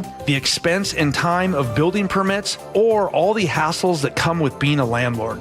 Hi, I'm Scott Rireka, CEO of Legacy Group Capital in Bellevue. Legacy Group Capital develops local real estate, lends money, and shares the profits with our investors. Diversify with Legacy Group Capital. Invest into our Northwest Fund, which is currently delivering 9% on a fixed rate term. It's our flagship fund for 19 years with zero investor losses. And yes, we do accept IRAs. Find out why 1,300 local investors have invested over $350 million. Invest in the stability and ease of Legacy Group Capital's Northwest Fund. Legacy Group Capital at legacyg.com. This is not investment advice. Investments available to accredited investors only. Details at legacyg.com. KIRO Newsradio 97.3 FM Northwest News. Now, the latest from KIRO Newsradio and mynorthwest.com. Good afternoon. I'm Aaron Granello. A 21-year-old man from Belfair is now charged in a terror plot targeting that UFC event at the White House. Justice Department charged William Faulkner with conspiracy to commit murder. U.S. Attorney Charles Neal Floyd says Faulkner's role in the alleged scheme involved drones loaded with explosives. If it wasn't for the intervention of law enforcement, I do believe they could have carried out maybe not the plans that they had ultimately hoped to achieve, but certainly they could have caused a mass casualty event at the White House. Floyd says those drones were meant to drive crowds into another area where armed co-conspirators would be stationed. Faulkner's now in federal custody, facing a potential life sentence. 2 men are recovering today after being dropped off with gunshot wounds at the Bonnie Lake Emergency Room late Sunday morning. KIRO News Radio's James Lynch has details. Pierce County deputies determined the shooting happened in an outbuilding on a large rural property on 214th Avenue East in unincorporated Bonnie Lake. Deputies, along with Bonnie Lake Police, served a search warrant and found at least one shell casing. Deputy Carly Capetto says investigators now try to determine what led to the shooting. Detectives are working with both of the individuals that are suffering from non-life-threatening gunshot wounds. However, there wasn't a lot of cooperation. Anyone with information should call 911. James Lynch, KIRO News Radio. One of Lakewood's oldest landmarks is coming down tomorrow. A Douglas fir standing about 150 feet tall is being removed after the city determines it's sick and could fall on nearby homes. A tree is anywhere from 400 to 600 years old. News Tribune reports the man cutting it down grew up biking past it, plans to turn the wood into furniture and other keepsakes. The Maltby Cafe, famous for its plate-sized cinnamon rolls, is getting a big upgrade. KIRO News Radio's Amanda Factor has more. The beloved Maltby Cafe in Snohomish County is getting a brand new home. Developer Westcott Homes just announced plans for Maltby Village. It'll rise on the cafe's current site with a new standalone building for the restaurant, plus shops, patios, and gathering spaces. The cafe's been a Puget Sound area favorite since 1988. The developer says it's working with the owners to keep the place feeling just like it always has. Construction is expected to start next year. Manda Factor, KIRO News Radio. And that takes us to 4:32. We have Nate Connors at the traffic desk. Hey, thanks, Aaron. Linwood to Seattle. We're at 45 minutes. It's bumper to bumper from Lake City Way down to I-90, southbound 99. A good alternate, but it's heavy from the zoo down to the stadiums. North 5, you're going to jam up right at the West Seattle Bridge into downtown. Seattle to Everett and Bellevue to Everett are both 45-minute drives now. I-5, you're slow from Northgate into Mill Creek. 405, we've got scattered backups on Bellevue into Canyon Park. Everett to Marysville, a 20-minute trip. You're going to start slowing just north of 526 up to 529. Gets pretty heavy there at the Snohomish River. Out of Monroe, northbound 203 at the Skycomish River. We have a new collision blocking that lane, and we've already got a 2 to 3 mile bumper-to-bumper backup. Renton to Puyallup, just under 40 minutes. And if you're heading out toward Gig Harbor, westbound 16, you've got a 3-mile backup from 24th up past Pioneer Way. KIRO News Radio, real-time traffic. I'm Nate Connors. And we're going to stay hot for a few more days. Temperatures in the mid to upper 80s. A heat advisory in effect. Right now, 83 degrees in downtown Seattle. I'm Aaron Granillo, KIRO News Radio.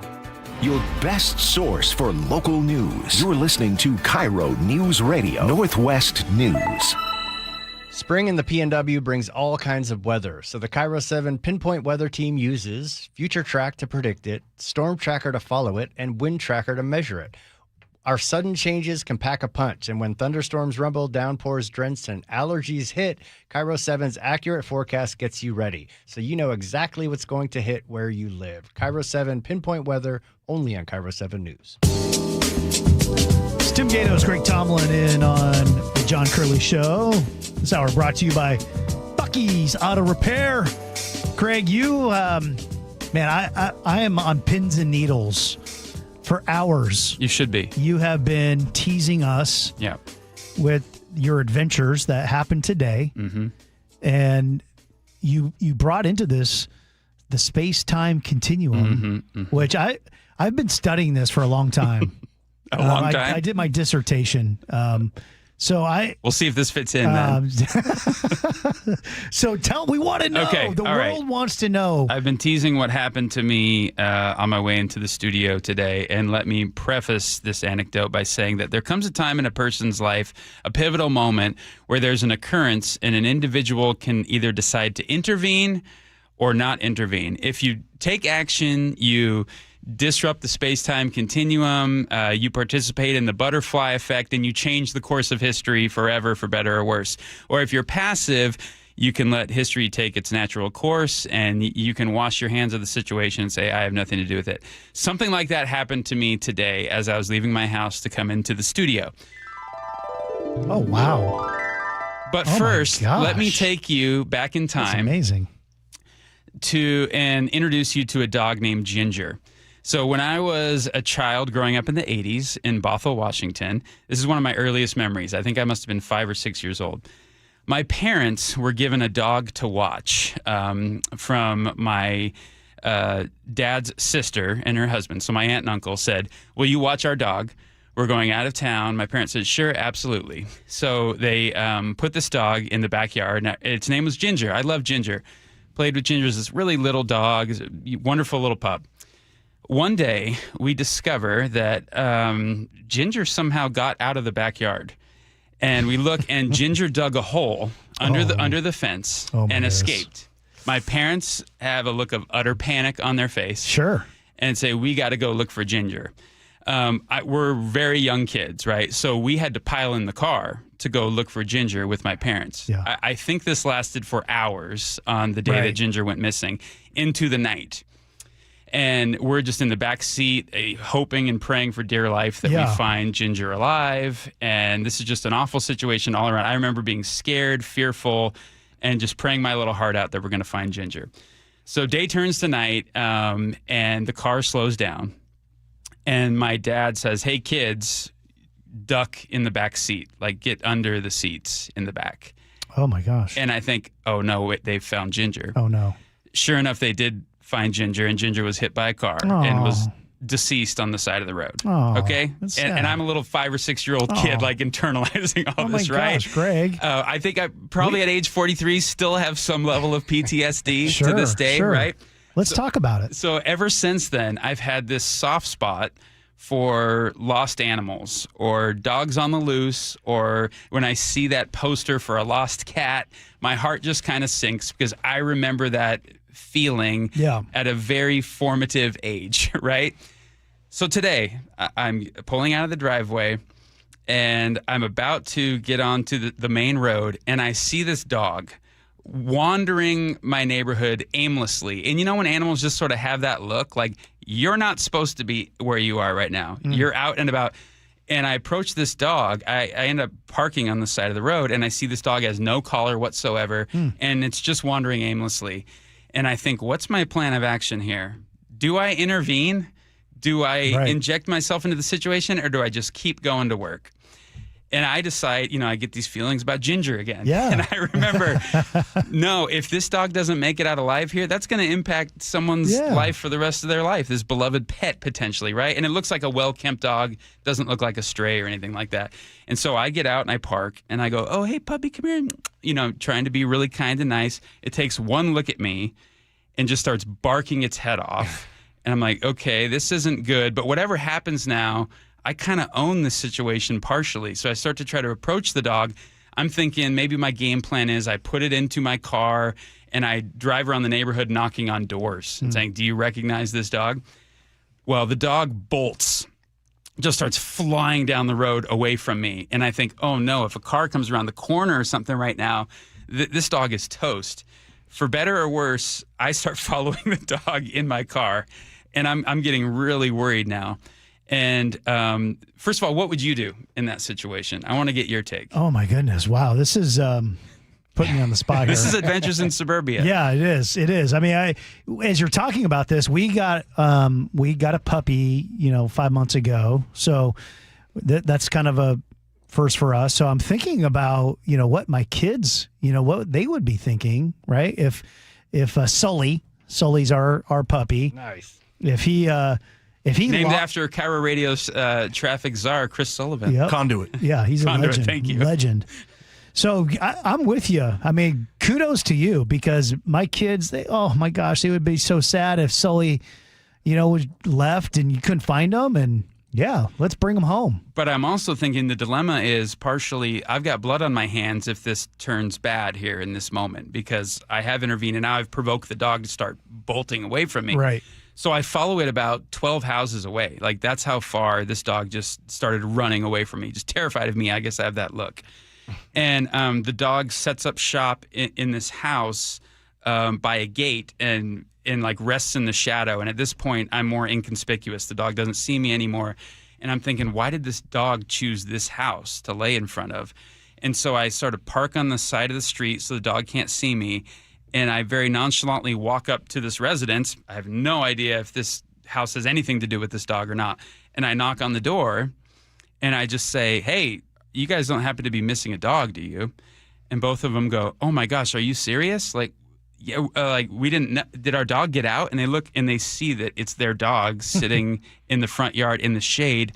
And they both put their hands to their head and they're like, how did he get out? I can't believe it. And I go, it was about 10 yards from running into a 45 mile an hour street.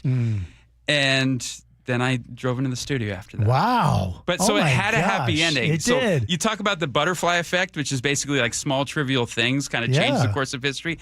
I thought, what happened if I didn't intervene? I mean, that pup could have easily gotten run over. And at the same time, I want to ask you, dear listeners, 888-973-5476, did I make the right move? Or is that surely other people have gone through this occurrence before where you see some kind of animal and you're like, that doesn't look right. Should I do something? Should I not? Should I just keep driving by and say, out of sight, out of mind, not my business? So your main concern in asking the question is, did you stir it to run out into the street? Because, I know I stirred it. Yeah. But it had already strayed like 15 houses away. So are you wondering if you shouldn't, kind of get it agitated? You're complicit a little bit, or not complicit, but you're an accessory to whatever happens after. And I've done this probably 5 or 6 times in my life now. Because what if that dog knew exactly what it was doing and it knew where its home was? Obviously, it seemed like it did. But then you scared it. Is that what you're saying? But the owners were thankful that I had let them know because it had escaped. It was gone. I mean, had no desire to return until I freaked it out. Yeah. So me scaring it was probably the best thing that happened to it. Joe, well, this is a conundrum. What would you do confronted with a random-looking dog in the middle of the street of downtown Seattle, no collar, no nothing, but it looks like it's been groomed nicely and clearly has a loving owner? It's happened several times. That's what I'm saying. I think it's happened to everybody. It's happened to me on my way home right here off East Lake, and we managed to get the dog. There's been other times when the dog takes off and you just have to kind of give up. If I see one on the freeway, that's always a tough call because you can't, you're going so fast and you're getting away from it so quickly. But we always try to stop and help. What would you do? 888-973-5476. Greg Tallman and Tim Gatos in on the John Curley Show. Stick around. We'll be right back. But let's send it on over to Nate Dogg at the real-time traffic desk. Nate, what would you do in that situation? Being that I might have been late for work, I would have just left the dog and made it on time to work. I see. Come on, Nate. Where's your heart, You're man? a dog hater like Andrew. Hey, man. I love my job. What can I say? Monroe, northbound 203, right there at the Skycomish River. We've got a collision blocking your lane. You've got a 3-mile bumper-to-bumper backup. Linwood to Seattle, 45 minutes as we continue to recover from an earlier stall that cleared about 45 minutes ago near the West Seattle Bridge. So it's bumper-to-bumper from Lake City Way to I-90. North 5, you're going to jam up at the West Seattle Bridge in the downtown. Crossing the lake from Bellevue to Seattle, 20 minutes on 520, closer to a half hour now on I-90. Seattle to Federal Way, a half hour scattered. Backups from Interurban to 516. Renton to Puyallup on the Valley Freeway, just under 40 minutes. And North 405 through Renton at Sunset Boulevard, we've got a disabled vehicle partially blocking that right lane. Looks like they tried to make it off to the shoulder before it conked out, but didn't quite make it. You're in a bumper-to-bumper backup starting near the Valley Freeway. South Center to Bellevue's at a half hour. KIRO News Radio, real-time traffic. I'm Nate Connors. Choke Points with Chris Sullivan, presented by Carter Subaru. It's an interesting menu for Tuesday's Choke Point. I've got a little chicken, got a little fish, and I got a few other tidbits to throw in there. Every so often, we break out the Choke Points grab bag, and that's what we got for you tomorrow morning on Seattle's Morning News. Get all of Sully's Choke Points at mynorthwest.com and the KIRO Newsradio app. You know how some parts of the house don't work? Let me explain. There's that closet that you've got that when you open it up, everything falls out. Or you try to find something, you can't because it's not working. There's too much stuff in there. And how about the garage? I know some people that can't park their car in the garage because there's everything else parked in the garage. You see what I'm saying? There might be some other parts of the house where it's just packed and there's no place to store anything. So maybe you've even gone to renting one of those storage units. Well, that adds up every single month. You can't even remember what's in there. So a better investment to get parts of those house working would be Closets by Design. The consultant comes to your house. They look at the problem. They know that each one of these problems that need to be solved have to be customized. But you don't get a big customized price. You're going to get 40% off plus an additional 15% off in 18 months, 0% financing on approved credit when paid in full. I really became a believer in Closets by Design when they came out to the barn in Cleellum. You should see the work that they did. My goodness. 1-800-BY-DESIGN. That's 1-800-BY-DESIGN. That's closetsbydesign.com. You know, I used to think all money managers were the same until I spoke with Fisher Investments. Really? How different are they? Fisher's investment counselors are dedicated to service, not sales, keeping clients up to date on their portfolio. Well, they probably just invest in a bunch of mutual funds like I do. Nope. They build a tailored portfolio based on their clients' personal goals, helping them stay on track for a comfortable retirement. Well, they must make commissions selling products. Actually, Fisher doesn't sell any commission-based products. They're a fiduciary, and they believe that's a conflict. Then they have some kind of complex fee structure. Nope. Fisher has a simple, transparent fee that's a percentage of their client's portfolio. So they do better when their clients do better. It sounds like Fisher really is different. Couldn't have said it better myself. Fisher Investments, clearly different wealth management. Learn more at fisherinvestments.com/different. Investing in securities involves the risk of loss.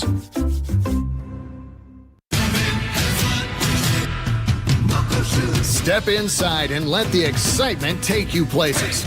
This is Muckleshoot Casino Resort, the ultimate spot for action that reaches incredible heights, luxury that knows no bounds, and live entertainment that always thrills. It's all at one incredible destination. So when you look for the best, look nowhere else. Muckleshoot Casino Resort, the biggest and best in the Northwest.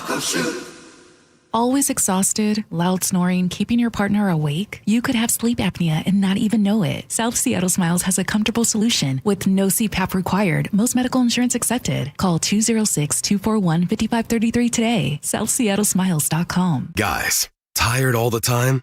Gaining weight? Low drive?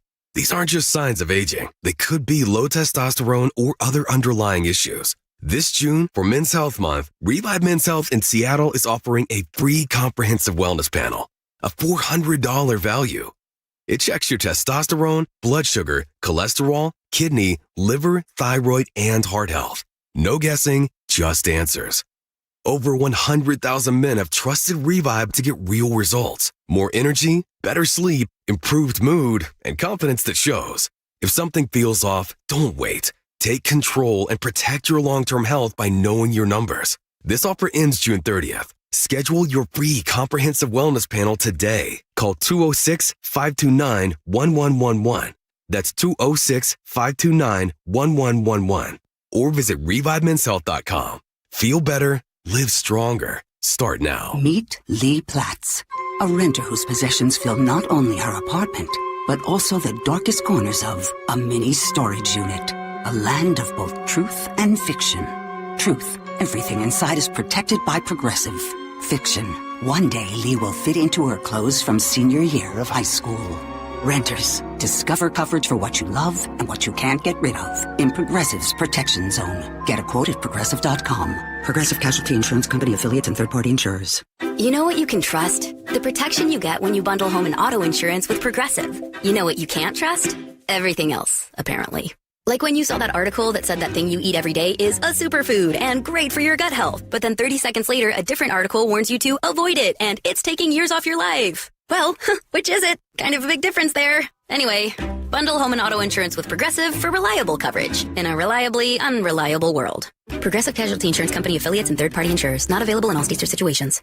Jonathan here from DUI Heroes. And did you know that there's a place you can go to find out everything you've ever wanted to know about DUI but were afraid to ask? That's right, DUI Heroes has its own YouTube channel at DUI Heroes where you can find the DUI Q&A, 36 separate videos with free information about what happens during a DUI arrest. Be informed. You can fight back. Give us a call at 1-800-DUI-HERO or find us online at DUIHeroes.com. DUI Heroes, your DUI defense specialist. How does your roof look after this winter? Justin Shirley, CEO of State Roofing and Exteriors. Spring into action today. Save $3,000 on a new roof, siding, deck, or windows. Call 866-ROOF-ROOF or visit stateroofing.com.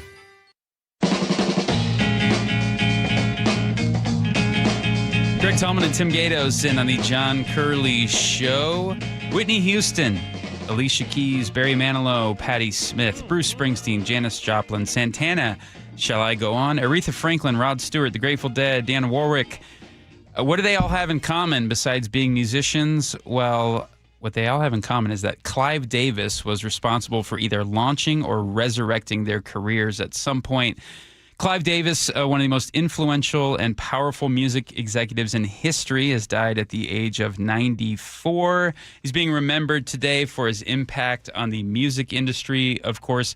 And I also think, Tim, that we'll never see the likes of a Clive Davis ever again, given the advent of music on the internet and social media now making music stars to a large extent. The landscape today is just so fundamentally different than it was at the pinnacle of Davis' success. But yeah, I thought it'd make for an interesting topic here because this sort of titan of the industry has passed away. And I think when we remember some of the artists that he made big or helped resurrect, it just represents such a unique place in history and in time with popular music in America. And going forward, I just think things have fundamentally changed in so many ways.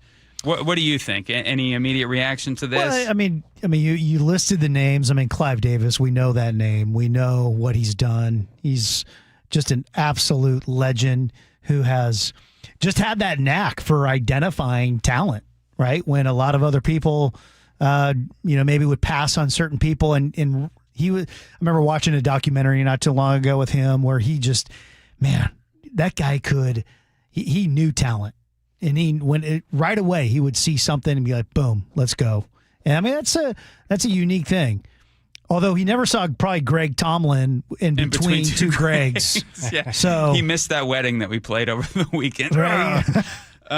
It's really funny you mentioned that, in that this was a guy who was paid, I know, for many things, but one of the things he was primarily responsible for was identifying world-class talent. And my wife and I always joke about this because I think she has an uncanny knack for recognizing, being an early adopter or an early recognizer of talent. She bought early on Timothée Chalamet, saw one of his first movies and was like, this guy is going to be a huge star. Just wait for it. Lo and behold, he's one of the highest paid actors today. She can recognize bands from a mile away. They're going to be huge. Like, watch these guys. Mm-hmm. They're unbelievably talented. She knows what restaurants are going to be big. Like, the food there is incredible a year from now. And we always joke, is there a way to monetize this gift you have? But it's funny. I recently saw a documentary about Ed Sullivan. Ed Sullivan was a radio guy, but they interviewed him later in life. And, the Ed Sullivan show was culturally iconic in America. And Ed Sullivan would always say his main gift was not being a great TV presenter or necessarily a great voice in culture, but he said, I always had a good eye for recognizing what the American people wanted to see. So he would pull these acts out of Harlem or vaudeville acts and give them this national stage on television. And that's what made him so popular, is that he had this keen sense for what worked, what talent looked like, and what the American people would love. Yeah. Whether it was the Beatles or Elvis Presley or right. That's Clive Davis right there. And Clive Davis, that's very Clive similar. Davis, Yeah. absolutely. Tim Gatos, Greg Tomlin, in on the John Curley Show. Let's toss it over to Nate at the real-time traffic desk. What's up, Nate? Hey, Tim. Starting to get busy out there. We've still got this big collision out in Monroe, northbound 203, right at the Skycomish River. It's blocking your northbound lane. I don't have a camera out there, and I haven't heard an update recently, so I don't know if traffic is alternating or not. I'm going to guess not, because that northbound backup is growing. 3 to 4 miles solid backup starting prior to 203rd Street. Linwood to Seattle still hanging on at 45 minutes, and we're bumper to bumper from Lake City Way to I-90. Seattle to Federal Way, a half-hour commute. Scattered backups from Interurban Avenue to 516. Renton to Puyallup looking better and better, 35, 40 minutes tops. We do have this collision in Renton, North 405 at Sunset Boulevard. I'm sorry, not a collision, a disabled vehicle blocking that right lane. Your bumper-to-bumper backed up into South Center now. South Center to Bellevue has climbed a 35-minute commute. And heading into Lakewood, southbound I-5 at South 84th, a new collision blocks your 2 right lanes. Right now, the backup isn't terrible. KIRO Newsradio real-time traffic. I'm Nate Connors. KIRO News Radio, the first place you turn for the news you trust. Renton police investigating a shooting that happened just after midnight. Engaging conversation. It's just indefensible. The mayor's communications team should be better. Traffic. A full closure now, southbound 509 at Alexander Avenue. And your Super Bowl champion Seahawks. Touchdown, Seahawks! Streaming everywhere on the KIRO News Radio app. Always here, always with you. KIRO News Radio, 97.3 FM.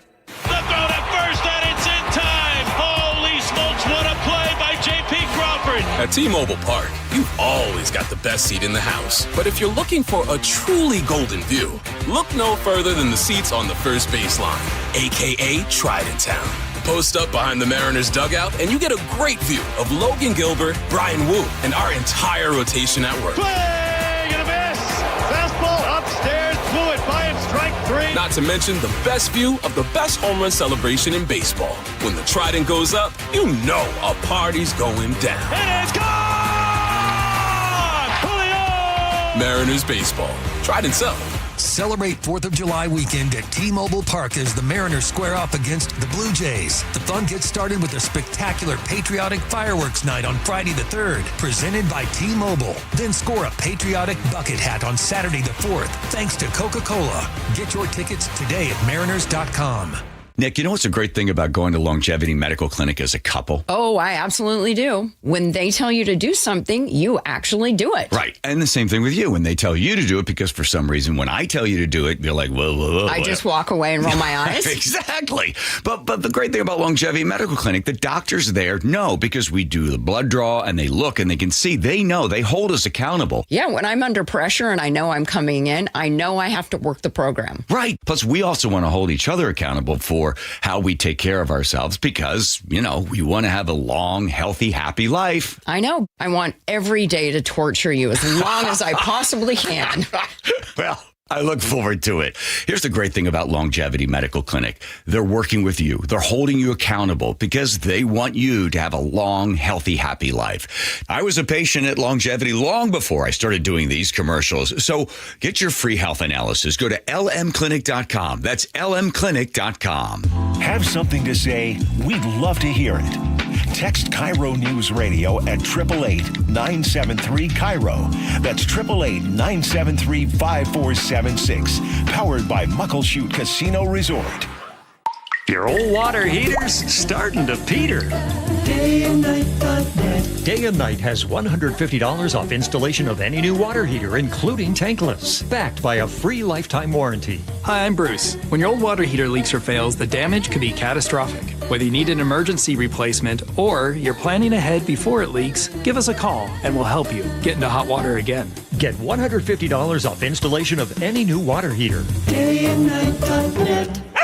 Hey, it's John Curley with Dr. Kopstein from K2 Vision RLE. Doc, I heard that 50% of Americans have their lenses replaced by the time they're 75. That's exactly right, John. As we near 50, our eye's natural lens starts to become dysfunctional. If you've now added readers to your need for glasses and contacts, it's a sign the quality and function of your natural lens is fading, and it's a steady decline towards cataracts. Don't go another 20 plus years with poor vision, hassling with contacts and readers. Do what I did. Choose a quick, painless refractive lens exchange from K2 Vision RLE and start enjoying great vision now. Our new lens technology is truly amazing. After replacing over 100,000 lenses, we have the experience to guide each patient to their best solution, even if that's recommending you wait a little while before RLE. K2 Vision RLE can restore distance and near vision permanently, plus never develop a cataract. Read the reviews and schedule a free Zoom consultation now at k2visionrle.com. Good afternoon, I'm Aaron Granillo. Your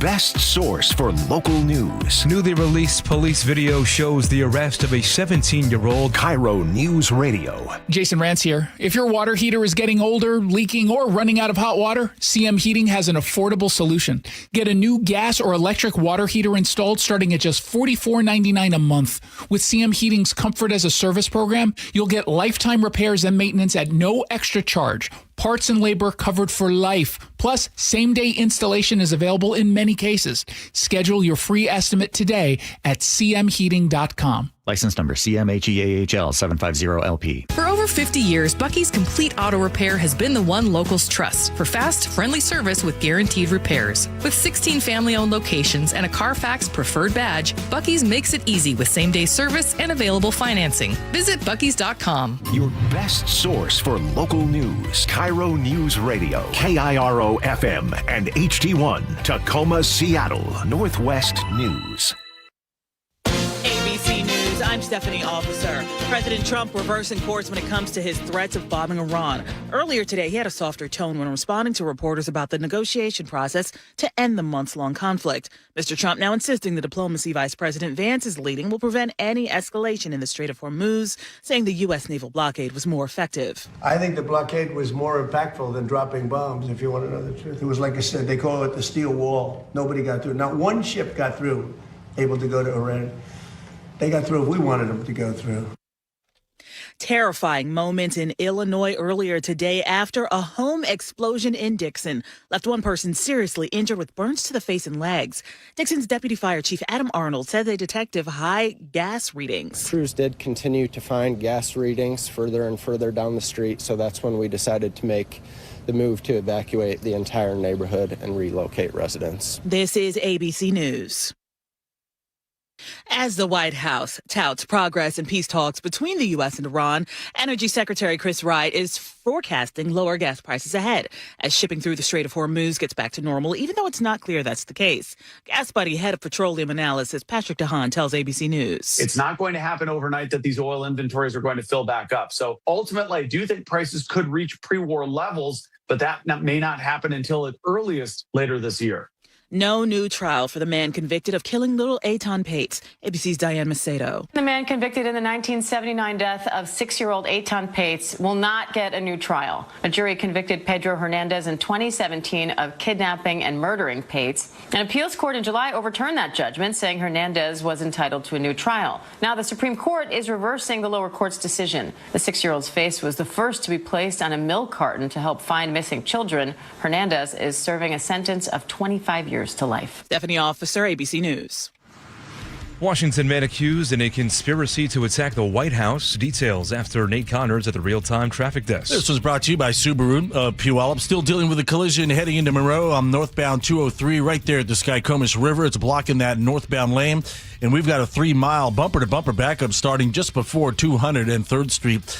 In Canyon Park, we have a new collision. South 405 right at 527. This one blocks your right lane. You're backed up to Damson. Linwood to Seattle, a 45-minute commute this afternoon. It's bumper-to-bumper from Lake City Way all the way to I-90 before you even catch a break. Seattle to Everett and Bellevue to Everett are both right around 45 minutes. North 405 at Sunset Boulevard in Renton, we just cleared that stalled vehicle from your right lane, but it left you with a solid backup starting in South Center. South Center to Bellevue right now, 35 to 40-minute commute. And heading through South Tacoma, South 5 and South 84th, a crash still blocks 2 right lanes. Subaru of Puyallup has dependable, fuel-efficient, all-wheel drive models, including the redesigned Subaru Outback. Find stress-free pricing and offers at SubaruofPuyallup.com, your stress-free dealership. KIRO News Radio, real-time traffic. I'm Nate Connors. KIRO News Radio, 97.3 FM, Northwest News. Now, the latest from KIRO News Radio and MyNorthwest.com. Good evening. I'm Aaron Granillo. Federal prosecutors have charged a man from Belfair in a terror plot targeting the White House UFC events. They say 21-year-old William Faulkner conspired with others to build and fly explosive-filled drones at that event. More from KIRO 7 TV's Brandon Thompson. They detail a lot of text messages about his knowledge of how much drones can carry, what kind of drone motors and drones they will have to acquire to do this, and what kind of wires, like fiber optic cables, to make sure that those drones can't get jammed. Prosecutors said that he was all in based off of the messages that they saw in this group chat. Faulkner now charged with conspiracy to commit murder. He could face life in prison if convicted. A 15-year-old Tukwila boy is being held in custody on suspicion of first-degree murder for a deadly shooting in Kent. Police say the teen fired multiple shots at a group of people, killing a 15-year-old girl earlier this month. Casey McNerthney is with the King County Prosecutor's Office. The judge ordered the respondent held in secure detention. One of the reasons that was raised by prosecutors and also cited by the judge was the concern for public safety with the allegations that we have from police. No decision yet on whether that boy will be tried in juvenile or adult court. Kitsap Public Health reporting 17,000 gallons of raw sewage has spilled near Keyport just south of Poulsbo. No contact advisory now in effect, telling the public to avoid the water through this Thursday. And in King County, 5 beaches are closed after water testing found high bacteria levels. They include Jean Coulon Beach in Renton and Matthews Beach in Seattle. More details on MyNorthwest.com. Seattle is getting glowing reviews as a World Cup host city and could be setting itself up for more premier events. Beth Knox is president and CEO of the Seattle Sports Commission, in charge of attracting and hosting those big-time sporting events. It's just enormous. It is so significant to be a host city for the world's largest event. Knox tells KIRO 7 TV it's in audition for future events, including the Women's World Cup in 2031. Seattle is one of 14 potential host cities then. To your forecast now, a heat advisory in effect for today and tomorrow and again on Wednesday. Highs will top out in the upper 80s and low 90s. Right now, 83 and sunny in downtown Seattle. I'm Aaron Granillo, KIRO News Radio. Your best source for local news, serving Western Washington and the world with a KIRO News Radio app. Always streaming live on your smart speakers. You're listening to KIRO News Radio, Northwest News.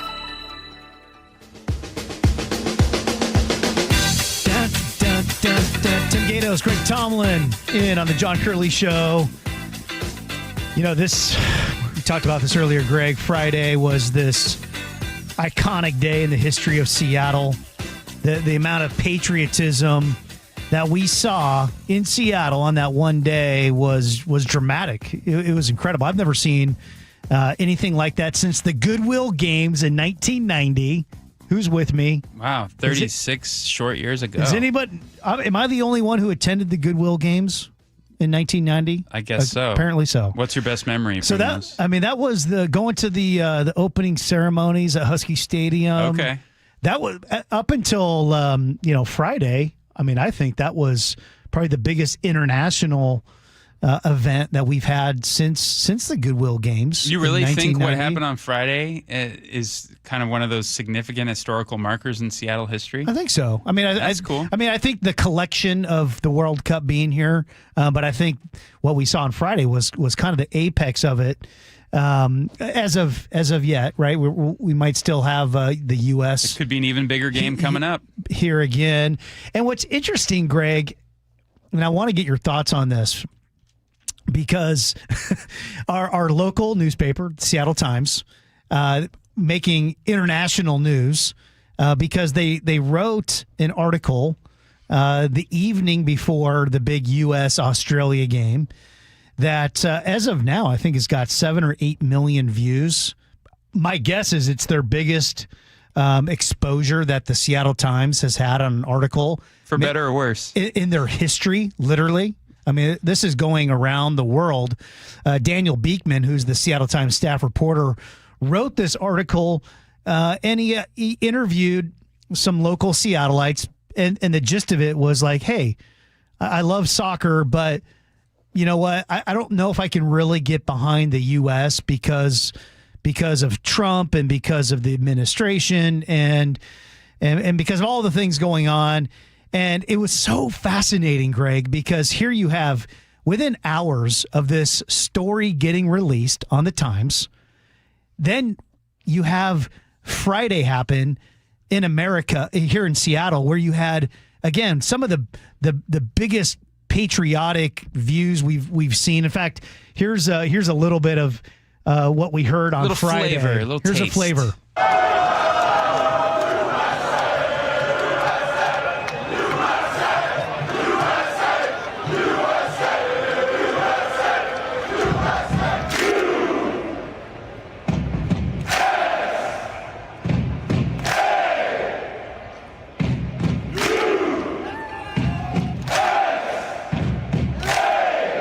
Now, here, play this one, Joe. We had someone, also a local, who put out, and I thought it was interesting because I don't know if she was on the Bainbridge Island Ferry. It sounded like she was, but she goes, I don't know if I've ever heard USA chants breaking out on the Bainbridge Island Ferry. And I think the reason she emphasized that is because, Bainbridge Island is like most of our island counties are here in the Seattle area, are known for their very progressive politics, and they would be kind of the tip of the spear right now of why 29% of Democrats aren't really proud of the U.S. right now. That's why. So they would be kind of the heart of that. So that's why I think she was surprised that USA chants were breaking out on the Bainbridge Island Ferry. The amount of patriotism being shown throughout the U.S. right now has me on freaking cloud 9. I could cry happy tears. You guys, the fact that the Bainbridge Island ferry boat in the Seattle Stadium singing Red, White, and Blue and chanting USA, I have no words. It's the kind of if you know, you know, if you've been there type thing. This is like the redemption. This is like restoration, redemption, ampedness. This is a complete, when people are all like, we want revival. This is it. This is reformation. This is it. This is it. Wow. It's all happening, Tim. It's all happening. So there's a lot here, Greg. There's a lot. A lot to unpack. Because one, she's talking about, reformation of patriotism here in Seattle, and on the heels of the Seattle Times article that went around the world that talked about, well, we're going to, we used the term poo-poo last segment, to poo-poo on the patriotism. A lot of people were really offended. They were offended by the Seattle Times article.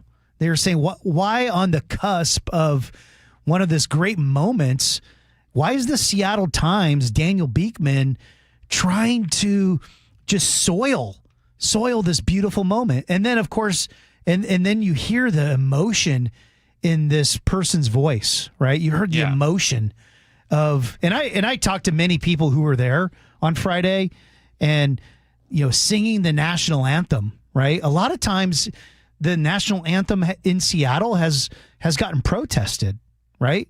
And here people are crying. The U.S. men's national team coming out on the field after they won, in praying, hugging, singing. What is this, Greg? I think what's going on in terms of the fans' sentiment towards the country right now, and what you're seeing in terms of this patriotic overflow here in Seattle and other cities across America, is an appreciation and a celebration of the American idea. And one of the reasons that I embrace this sentiment is that America itself is bigger than any one man. It's bigger than any one woman. It's bigger than whatever side of the political spectrum is controlling either the House or the Senate, or whoever is governor of which state, or whoever your mayor is. And it's really beautiful to see that people are sort of putting those personalities aside and saying, no, it is really just great to be an American in 2026. Gurmai Zahalai is not putting those aside. Yeah, that reverts back to a story we talked about earlier. But I think it's always a positive thing when we can get back to fundamentals, first principles, and so on and so forth. And there's no better setting than this international event here in our backyard in Seattle to say, no, it is pretty great to be an American. And that's not a short-sighted view. It's a very long-term view. And apart from that, look, Tim, we've just had perfect weather for most of the games here. This picturesque, beautiful setting here in the Northwest, blue water, green trees, snow-capped mountains, an energetic well, there's a song fan for base. Between Two Gregs right there, I mean, man. if it makes you want to wax poetic a little bit, I have to tell Christmas you. in the North. No, sorry. By the way, the social media algorithms are on to me. I think they have my GPS coordinates because I've been inundated with posts from foreigners discovering Seattle. Yeah. And being amazed at this place. I mean, I've seen, people from, Belgium or Egypt going into a Costco and just being like, what is this magic sorcery that is Costco? Yeah. Let me ask you this, They've never Greg. seen anything like it. Let me ask you this. Some are surmising that the patriotism that we saw Friday wasn't really like Seattleites per se, right? Like this was like this region, like people came, obviously from around the region, from around the country to this.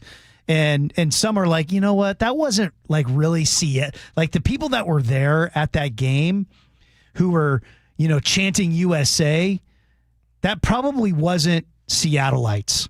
It'd be interesting to find out some data on who's bought tickets and what the makeup is demographically of people that are in and around downtown and attending the game. Right, because going back, I heard some just saying, I don't know if that was like your classic, your real urban Seattleite that was at the game chanting USA. Some of the data showing, from the Seattle Times article, right, that, they're highlighting these Seattleites that are, no, we don't, we're not really behind U.S. team because of this and that. And, it'll be interesting to find out that data that you talked about. But regardless, I want to know, do you know what I want to know? What do you want to know? Who was the person that made the decision to play Take Me Home Country Roads? That's what I want to know. But here's the thing. It is classic. But that John Denver is full of them beat, man. Number one, I've been to thousands of Seattle games in my life, whether it's football, soccer, baseball, you name it. I've never heard Country Roads at a Seattle game ever. Now, I've heard Louie Louie. I've heard Louie Louie. But it's kind of, number one, who made that? We got to find out who was it FIFA? Was it someone in the Seattle Stadium, the PA? It's a foreign thing in the UK, I think. It's 100% true. So my parents a few years ago went to an Oktoberfest event in Germany, and it's just like the cliche. There's these huge long picnic tables and beer steins galore. My dad said he was amazed the whole time. They're just singing old American pop songs, in like the heart of Germany. And so you watch NFL games that take place overseas, they're always singing Country Road Takes Me Home. Harmonize. Take me home to the place where I belong, West Virginia, Mountain Mama. Nate, bro. This was a duet. Killing our ratings, this was a Nate. duet with me and Tim. Oh, you said harmony. I was going for the 3-part. Let me play how it sounded in the stadium on Friday. Okay.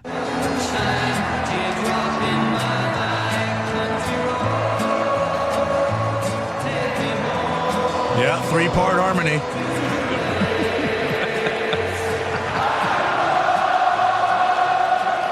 Ooh, I like the production choice to fade out the backing track and just let the fans carry on.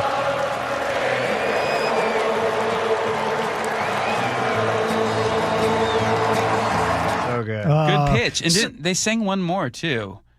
So the question... They sang Sweet Caroline, I think, was the other. Am I hearing you, Nate, you're saying that this is... the FIFA, they're like, well, yeah, if you, this is like the classic sing along in a stadium in America. Everyone knows it. Let's throw it on. Kind of like Mr. Brightside at Michigan. Everyone sings that. Is that the thing I think that's the vibe. Is that why we're thinking they played this? I think they just did it for the foreign fans. Seriously? Yeah, I Really? mean, just like you're not privy to it being an American thing. Yeah, but it worked. Well, whoever picked it, good call. There we go, Very JoJo. good call. Yeah. Very good call. But the thing is, it's actually been the last, I don't know if you've seen this, the last few weeks at the end of the College Baseball World Series, there was a number of viral moments of in college baseball of them playing the song, and the teams they'd come on the field at the end of the game, they'd hold hands and they'd hold each other and they'd sway back and forth, and the whole crowd would sing this song. So I was kind of wondering, did somebody pick up on that? And they saw these viral moments, and then all of a sudden they're like, dude, Here's we what gotta that throw song down. has going for it musically, and it's a classic anthem type melody where it's not very wordy, so everybody can remember it, and you're holding long sustaining notes, and so it almost sounds like a soccer chant at times, where you get that one collective voice going, or what did the Atlanta Braves used to do, their fan base? It's probably not PC to do it anymore. And they would do the tomahawk chop thing. Yeah. But yes, any time where you have some melody that is very succinct and easy to go along to, that just seems to strike a chord, dare I say, with the masses, and it fits into the zeitgeist for whatever reason. But kind of striking to see a song like that be sung in Seattle, right? It's not necessarily one you associate with this region because it's very specific to West Virginia. It even calls out West Virginia in the lyrics a couple of times, but I don't know. It is what it is. I'll say this about the USA chants and the patriotism. Yeah. I obviously did not go to the game, and I certainly can't speak for how many people were in that stadium that were from Seattle, but I'm sure quite a few, maybe not the majority, but outside, I did go down to Pioneer Square like 10 a.m. on Friday, and we worked our way through Pioneer Square and the waterfront and like 5 other different viewing areas where they just have big screens. And it was incredibly packed. Just so many people. And they were everybody was chanting USA right before the game went on. Every time they'd score, you stopped at different restaurants and bars, and people were just running out and high-fiving each other. And so many of those people were probably from Seattle. And down at the waterfront was just stunning. And those so I think So you're pushing back on and I'm not saying that was the case. I'm saying that there might be some... Well, I think the narrative that gets pushed is usually from vocal minority, and that tends to be who gets all the headlines. Like even the people pushing back on Gourmet Zahale for taking a picture with Haywood. It's like 2 or 3 activists that are really loud and have a big following, and they get all the attention, but they don't speak for the rest of Seattle. And I think there was plenty of us out there that were chanting USA with everybody else, and we're from Seattle, and whether we don't hate this country and never have. Here's what I think we should do from now on in the Seattle area. And Aaron even talked about this, Aaron Granillo, in his newscast. And that is, the city is showing so well right now and doing such a good job of hosting this international event that there's now discussions on the table about future big events that might be coming and passing through Seattle. And look, it's no secret there have been far more sweeps in the year 2026 than in previous years. There was a report out earlier, I think this month or at the end of the month of May, that 2,000 tents were cleared during the first 5 months of 2026. That's 12 to 13 a day. It almost feels like that's a record pace. I don't know if perception meets reality, but it's also clear to me that there's been an increased police presence around many streets of Seattle. And that's one of the reasons the city is showing so well, because we've got our house in order for the time being. Maybe the solution is, we've drawn a lot of analogies here this show in terms of this event. I pressure wash like about once a year. Maybe we need one big international event to come through Seattle each summer to kind of just wash it away. Get the house in order, clean the place up, and then it gets sustained for a while, starts to fall apart again. Yeah. And then another summer rolls around, and we have a big old event again where we clean up. What I'm excited about is this Friday could have actually been the appetizer, right? Because we got another analogy incoming. That's right. I mean, if the U.S., if they make it out of that round of 32 into the Sweet 16, then they'll be here. Imagine, I don't know who. I haven't looked at the pool, but if we play, I mean, what if it's U.S. versus Germany or tough. England in that round of 16 game? This place will go bananas. Yeah. I mean, it will be absolutely insane. So that game will be July 1st. And as far as I understand it, we got to win that game on July 1st to get another Seattle game on July 6th. That July 1st game, I think, is going to take place in Kansas City, if I'm not mistaken. We'll have the July 6th game no matter what. It's just a matter of if the U.S. If the U.S. will be in it, right. The other thing I was going to mention that I think is interesting is that it was just a couple weeks ago. I don't know if you recall these articles where they talked about Lumen, because the Seahawks are being sold, right? And the new owners and the NFL are going to probably want a new stadium, right? You remember, I don't know if John talked about that much, but there's a lot of conversation about, well, it looks like Lumen Field is outdated and we need a new stadium. What's fascinating is that the new study that just came out on the FIFA World Cup ranks Lumen Field as the number one stadium in all of the World Cup that's happening right now, which is like, that's interesting, right? That they come out number one.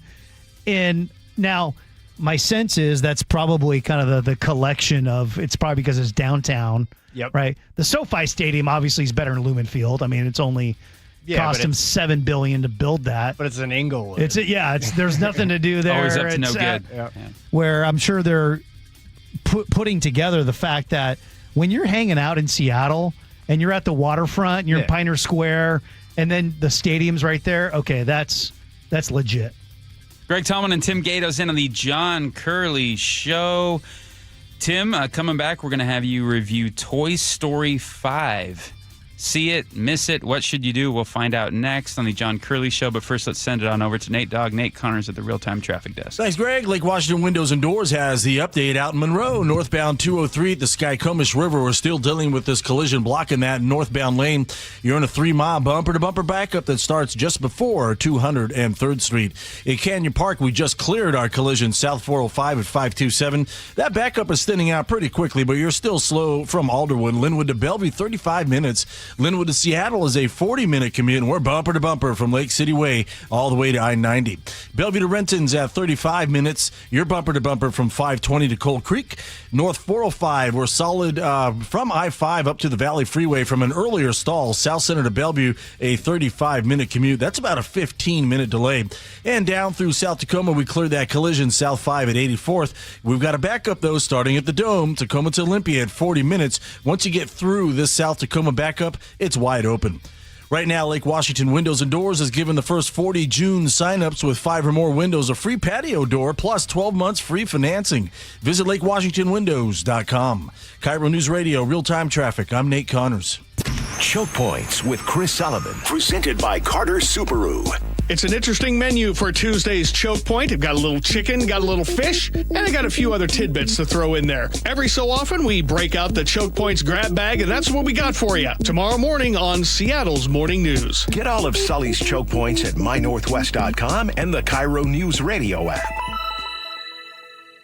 Are you in pain? Have you considered surgery or even joint replacement? Hi, everybody. It's John Curley. Before you make that decision, I recommend you see Dr. Mark Wagner, MD, at Seattle Sports and Regenerative Medicine. I did, and it's been a game changer. My doctor took a look at my x-rays and said, well, looks like you need a whole new hip. And then he said, wait, how old are you? And I told him, and then he said, well, wait, you're too young for a hip. You're just going to have to, live with the pain. We'll see you in 3 years. It was horrible. Dr. Wagner is a board-certified Seattle physician with over 30 years of experience performing more than 20,000 stem cell procedures, using a person's own stem cells to regenerate cartilage in their own joints. People with severe osteoarthritis, even bone on bone, are back doing what they enjoy doing without pain and without surgery. So whether it's a hip like I had, or a shoulder, elbow, ankle, wrist, or knee, before choosing surgery, see Dr. Mark Wagner first. Go to drmarkwagnermd.com.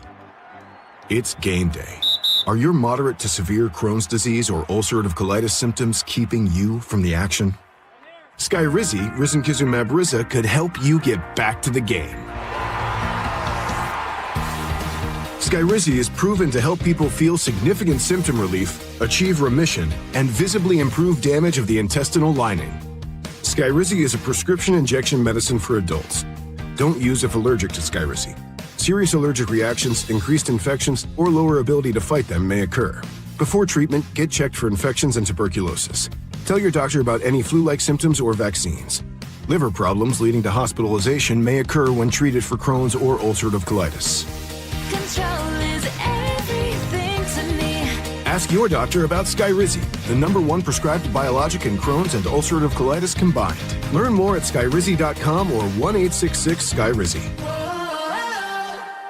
For over 50 years, Bucky's Complete Auto Repair has been the one locals trust for fast, friendly service with guaranteed repairs. With 16 family-owned locations and a Carfax preferred badge, Bucky's makes it easy with same-day service and available financing. Visit buckys.com. I'm sure by now you've heard interviews with a whole lot of people who took the First Mark Challenge and saved so much money on their insurance and got better coverage. We call them First Mark victories. Well, I too took the First Mark Challenge and am thrilled to say that First Mark is saving my family thousands. Now that's what I call a victory.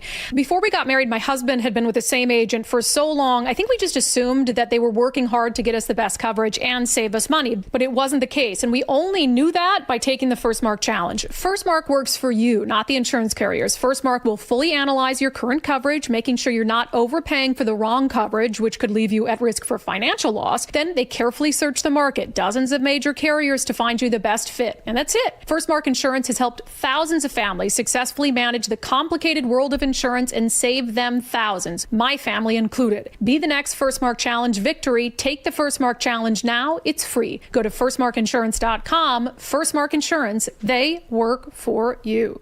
RV buyers save thousands at the 10th Annual Summer RV Blowout Sale, June 18th through the 28th at the Evergreen State Fairgrounds. Top manufacturers with every floor plan imaginable, exclusive dealer rebates, huge discounts on new and used models, factory reps on site, enjoy free lunch, plus a year's worth of free camping. The 10th Annual Summer RV Blowout Sale, June 18th through the 28th at the Evergreen State Fairgrounds in Monroe, hosted by Open Road RV, free parking and admission. 2 years ago, my office launched a major media campaign to identify a key witness to our client's bicycle accident, which we later settled for $10 million. Because when we accept a case, we don't rest until we do everything possible to improve our client's chance of recovery. We're one of only a few firms in the state with an in-house investigation team building our clients' cases. So when you hire Davis Law Group, you don't just get a dedicated and award-winning legal team. You get our commitment to better service and even better results. Request a free consultation today at 206-888-8888. At Madrona Financial and CPAs, we believe there are 7 steps that must be taken in preparation for a successful retirement. Retirement needs more than just a basic income plan. Hi, Jeff here with Madrona Financial and CPAs. Don't settle for a partial plan. Get the real deal by requesting your no-cost Madrona analysis today and discover what you may be missing. Call 833-673-7373 right now to request your analysis. That's 833-673-7373.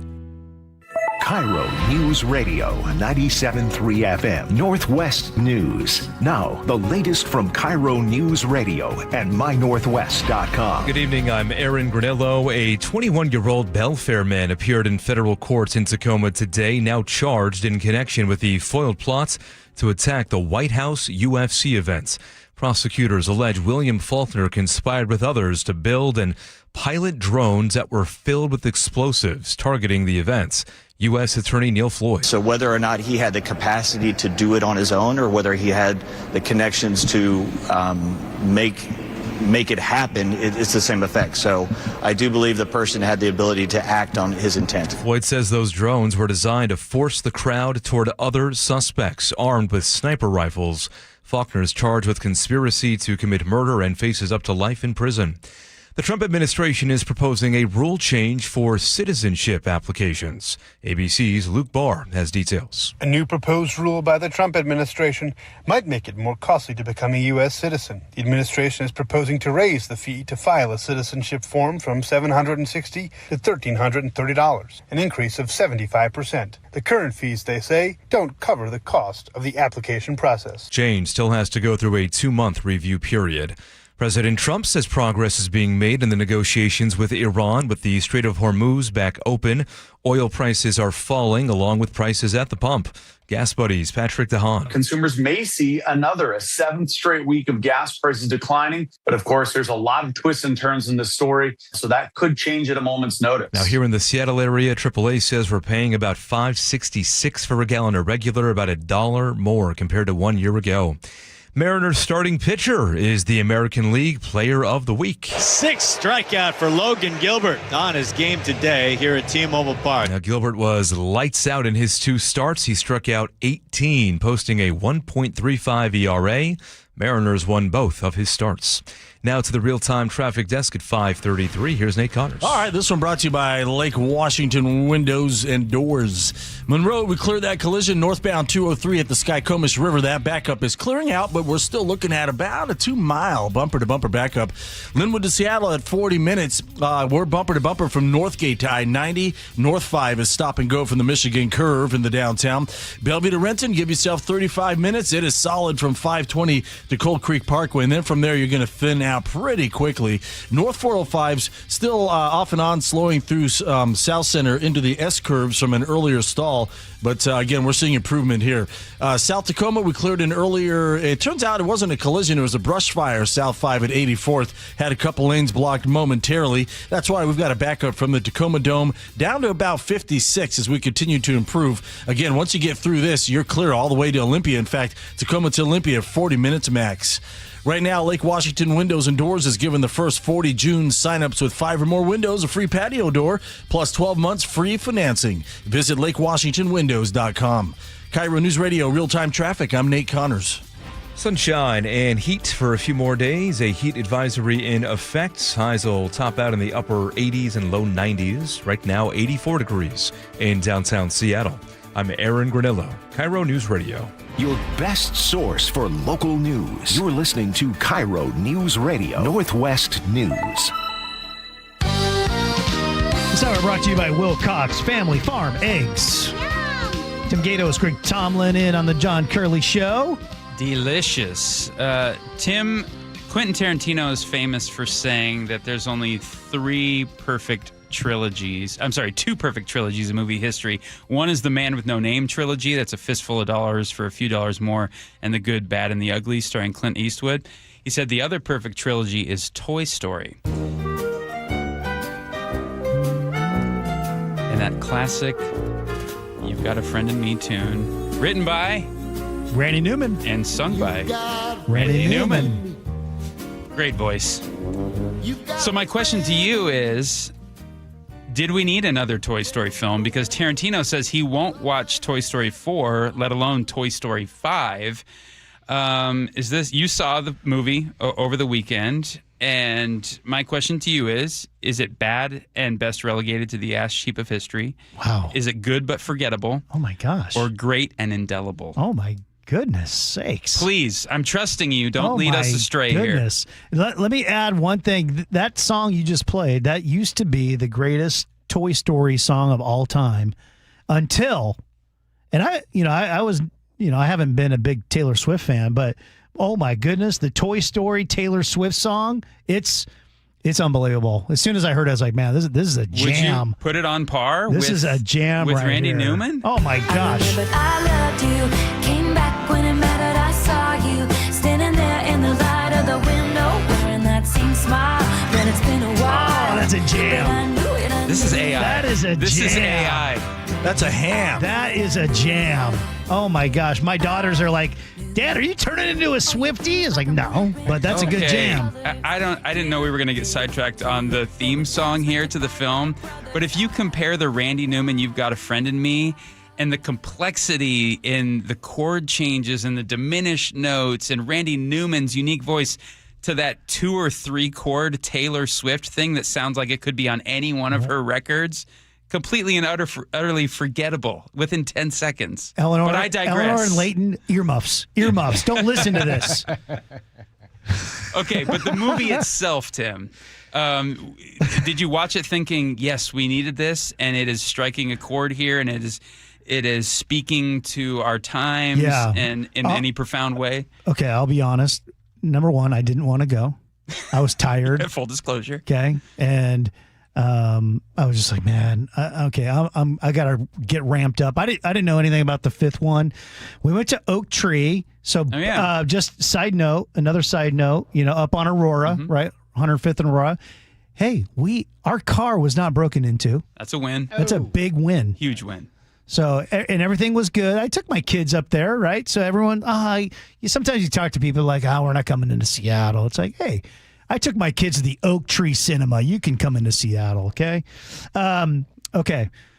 This was a great film. Ooh, okay. It was a great film. I'm listening. I was like, I kind of felt like they were, it was the whole thing of like, back in the day, kids, they played with toys, and now they did the whole thing where it's like, well, now kids don't play with toys anymore because they're on screens, right? Mm-hmm. So initially I was like, okay, this is so cliche, right? Like, of course, like it's like felt like a PSA, a public service announcement of just get your kids off screens and that kind of thing.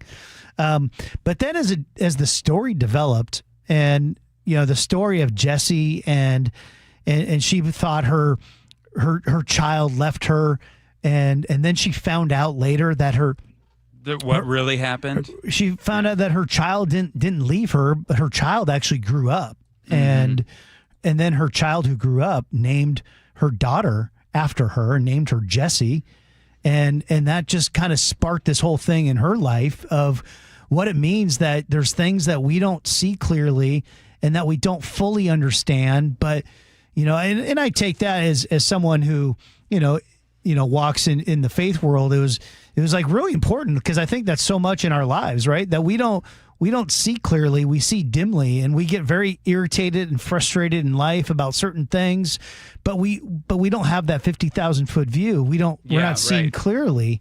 And so I during that moment where her child, and she understood that, named her daughter after Jessie, I literally teared up. I'm going to be honest with you. So it did its job. I teared up. I was like, man, that is a great message. And then I'll say this.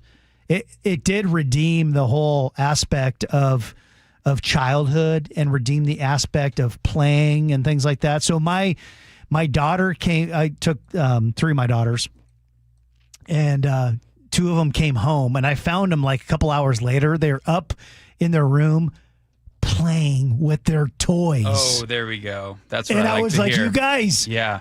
That's great. We won. We won. Right. One, I think the public is desperate for good family entertainment that can affect adults and children alike. And when a script or a story does that well, the movie just makes hundreds of millions, which this one already has in its opening weekend. It's made $312 million worldwide.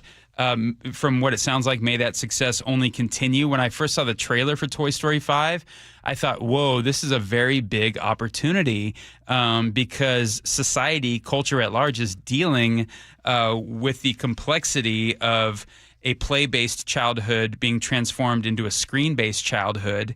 And I've been very curious to go find out what the film is going to say about that dynamic and that shift in culture with today's youth. And it sounds like, from what you're saying, it threads that needle pretty well. And there's a redemptive element about playing, but maybe also reconciling that with how screens have changed the game. Yeah, they redeemed the screens. Not again. I already gave some spoilers earlier, but without the warning, mind you. Okay, my question to you all, Joe. Back to the Tarantino thing. Can you think of any better trilogy in your mind? I've only seen Good, Bad, and the Ugly, so I can't speak to that trilogy. The other two films, yeah. Dude, Godfather, hello? I don't third know. one was superfluous. I watched the third one like a month ago. Well, it's better than a lot of stuff that comes It's not as bad as right, people say it is. It's not. I don't think I've seen the third one. First two are masterpieces, though. Andrew, I'm turning to you. Best trilogy of all time? Movie trilogy? Yeah. That's hard. I was thinking, just as you were talking, Star Wars trilogy, the original is pretty good. Lord of the Rings. Yeah, Lord of the Rings is up I was there. gonna, Lord of the Rings is probably up there. The theatrical versions, though. I think the extendeds are pushing it a little. John Wick. All right, Nate Dogg, what about you? What? Huh? Best trilogy of all Wake time. up over Oh, boy. Dumb and Dumber. He only made two of those. I thought. Dumber and Dumberist or something like that. Thanks, Nate. Thank you for your review, Tim, of Toy Story 5. Definitely going out to see it with the whole family very soon. Nate Dogg, Nate Connors, what's the roadways looking like right now? We've got a few tough spots out there, but overall it's a pretty light commute right now. Seattle Mariners with the update. Seattle to Everett has improved to 35 minutes, 20 minutes to Linwood, just scattered backups between Shoreline and Mill Creek. Nothing heavy here. Bellevue to Everett, 50 minutes, a half hour to Linwood. Same story here. Scattered slowing between Kirkland and Alderwood, but nothing real heavy. Once you get into Everett, there isn't much of a concern through Everett either. North 5, just a little crowded between Lowell Road and Highway 2, of course, in the afternoon. South 5 is always wide open. Linwood to Seattle, still 40 minutes. We're bumper to bumper from Northgate to I-90. Heavy from, that's it. Yeah, Bellevue to Renton is at 35 minutes. We're bumper to bumper from 520 to 112. If you're heading into Auburn, eastbound 18 is heavy from Weyerhaeuser out to C Street. And a heads up through Bellevue tonight at 9 p.m. 3 lanes will close eastbound 90 between Bellevue Way and 150th for asphalt repairs. Also, the 405 ramps to eastbound 90 from north and south 405 will close. All lanes will reopen by 5 a.m. This continues all week long. This report brought to you by Seattle Mariners. Don't miss fireworks nights all summer, presented by T-Mobile.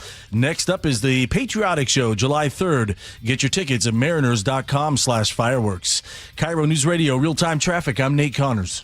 KIRO News Radio, the first place you turn for the news you trust. Renton police investigating a shooting that happened just after midnight. Engaging conversation. It's just indefensible. The mayor's communications team should be better. Traffic. A full closure now, southbound 509 at Alexander Avenue. And your Super Bowl champion Seahawks. Touchdown, Seahawks! Streaming everywhere on the KIRO News Radio app. Always here, always with you. KIRO News Radio, 97.3 FM.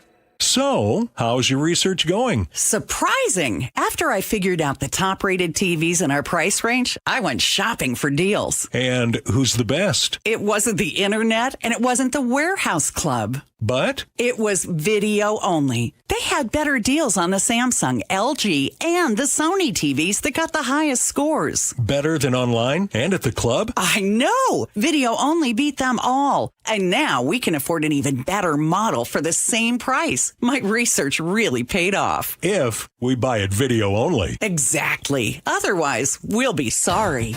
At Video Only, you won't find huge stores with refrigerators or microwaves, but you will find the best deals on top-rated TVs, soundbars, and monitors. Shop around. Just make sure you visit Video Only, because if you don't, you'll be sorry. In South Center, Bellevue, Linwood, Federal Way, and Tacoma, Video Only. There's a sink at the brink and a drain that's a pain. DayandNight.net. Slow drain? Backed up toilet? Call Day and Night to save $100 off any drain cleaning. Hi, I'm Bruce with Day and Night Plumbing and Heating. From a slow drain to a major backup, no drain is too big or too small. Whether we're your first choice or smart second opinion, I guarantee our experts will solve any drain problem, day or night. Now get $100 off any drain cleaning. DayandNight.net. How would you like to invest in the Seattle real estate market, one of the hottest and most stable regions in the country, and achieve a great rate of return on your investment without the effort of sourcing a deal, the expense and time of building permits, or all the hassles that come with being a landlord? Hi, I'm Scott Rireka, CEO of Legacy Group Capital in Bellevue. Legacy Group Capital develops local real estate, lends money, and shares the profits with our investors. Diversify with Legacy Group Capital. Invest into our Northwest Fund, which is currently delivering 9% on a fixed rate term. It's our flagship fund for 19 years with zero investor losses. And yes, we do accept IRAs. Find out why 1,300 local investors have invested over $350 million. Invest in the stability and ease of Legacy Group Capital's Northwest Fund. Legacy Group Capital at legacyg.com. This is not investment advice. Investments available to accredited investors only. Details at legacyg.com. I'm Bradley Johnson with 1-800-DUI-AWAY. Let's talk about soccer. Serious passion, inhuman stamina, and yet exaggerated injuries. Soccer is one of the few sports where overtime is a little subjective. One thing we know is that many fans enjoy game day with craft brews. Be sure to keep a clean sheet. It's not worth trading in those bicycle kicks for riding your bicycle to work. When being pulled over for DUI, there are rarely yellow cards, only red. So play it safe and don't go off sides. Call 1-800-DUI-AWAY or go to 1-800-DUI-AWAY.com to schedule your free private consultation. If you're stopped for DUI midfield from home and there are no free kicks, make it your goal to call 1-800-DUI-AWAY. 1-800-DUI-AWAY!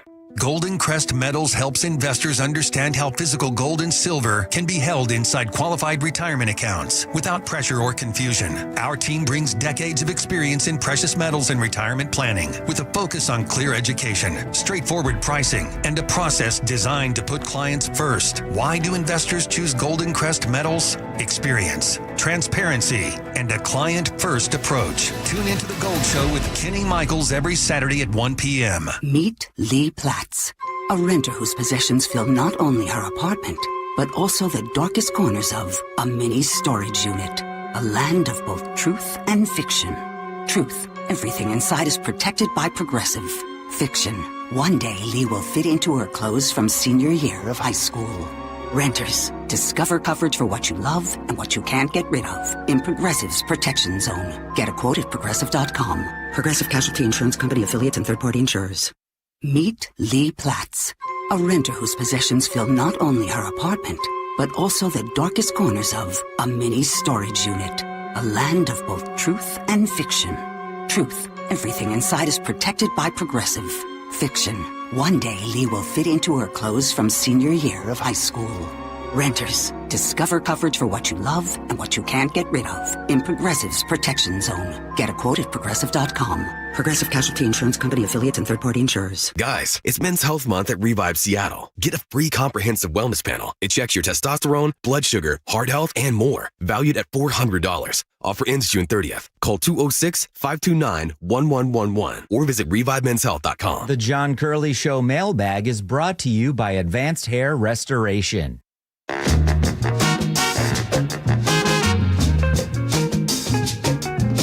Greg Tallman and Tim Gatos into the John and Curley Show. Thanks so much for listening while JC is away. It's time to open up the mailbag here. Some letters, some texts that we got in. Off topic, Paul on YouTube. So if John isn't on the air, should it be called the John Curley Isn't Here Show? What do you think, Joe? But yeah. Thank you. There it was. Go ahead. What's it's the that next bad, one? huh? It's that bad. My goodness. Hey, on the Haywood Zahalai selfie, Sue on Cedar River says, I'm not okay with violence, and Germany should have responded as he did, and I'm a supporter of his. 206 says Gurmai playing the typical Democrat here. On the dog and butterfly effect, Dwayne from QFC. Once the dog bolted, I would have bailed out and been on my way. Yeah, I told the story earlier about how I helped return a lost dog to its owner today by a stroke of luck. Everything turned out okay. And Josh in Auburn says, we had an outdoor cat when I was 10 years old. Mom didn't let him in one night.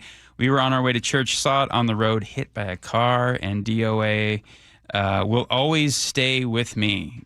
I no longer allow my cats to be outside unattended, and I've had a cat run out and climb trees. All miss work till I get them home. Seattle on the world stage. Shelley in Federal Way says, we also sang Country Roads at the Mariners game on Friday night. Just thought you'd like to know. Okay. Yeah. What's today? It's a thing.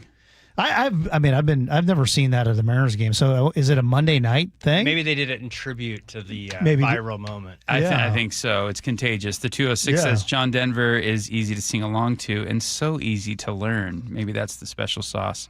Val in Shoreline says, I went to the Goodwill games. What were the Goodwill games? So the Goodwill, it was kind of like this I guess stepchild of the Olympics. I don't remember who was the kind of the initiator of that, but they put this thing together that was supposed to rival the Olympics. Was it the year we boycotted the Olympics, or? It was in 1990. So I don't think the Olympics were not in 90; they were 88, That's 92. right. So it was just something to kind of be like on the off years of the Olympics. And Paul in Sammamish, he says, Goodwill games, okay, boomer. I'm Gen X. I remember my grandpa talking about that. In Toy Story 5, let's go there. Brad the Painter says, the Man with No Name movies aren't related, though. Different characters and stories, but same actors, so not a true trilogy. We were talking about some of the best trilogies of all time, and the first 3 Toy Story movies being magical and incredible, and then asking the question, were 4 and 5 completely necessary? Yeah. Man, we got a lot of. You're thumbing through a lot of paper thumbing here. through these. It's like, man, we got some action today. Where do you want to go next? I don't know. Let's see, Doug in Mount Vernon. Sure. Doug, what's up, Doug? Toy Story 5 had a more adult theme. Jessie had to seek new employment after her childhood switched to screens. Tim saw Jessie working near Oak Tree Cinema's dad that looks like Jessie. And now it is time for the letter of the day. Oh gosh. I don't see a letter of the day here. Last page. You got it there somewhere. Last page. Do you see it, Tim? I don't see it. But let's do Suncadia. Lynn and Ballard. Suncadia has ruined the vibe of Roslyn and Cleelum. Oh. All that major development and rich city type folks decimated a lot of beautiful pine forest. Well, you rich city type folks, hope you enjoyed the show today. Greg Tomlin and Tim Gatos, we had a blast with the diversity of topics and the wide range of conversation. It's been a pleasure, Tim. A pleasure, Greg. Let's do it again sometime. Yes, please. Thank you, Joe. Thank you, Andrew. Thank you, Nate Dogg, the A-team here. Always an honor. Nate Dogg, tell us about the roadways at the real-time traffic desk. Will do. KIRO Newsradio App has the update. In South Everett, we've got a new collision. It's westbound 128th, right before I-5. It's blocking 2 left lanes. This involves a tanker truck, so this could be there a while. Bellevue to Everett has improved to just 40 minutes. 25 to Linwood. Scattered slowing between Kirkland and Alderwood. Nothing heavy here. Seattle to Everett pretty much is cleared out. Linwood to Seattle, we're still hanging on in 40 minutes. We're bumper to bumper from 85th to I-90. North 5 slows just before the West Seattle Bridge up toward the Columbia Tower. Crossing the lake into Seattle, westbound 90, you're slow from West Mercer Way over to I-5. Westbound 520, you're wide open. You've got a very brief backup right at Montlake Boulevard. Bellevue to Renton, 35 minutes still. Bumper to bumper from Northeast 8th to Coal Creek Parkway.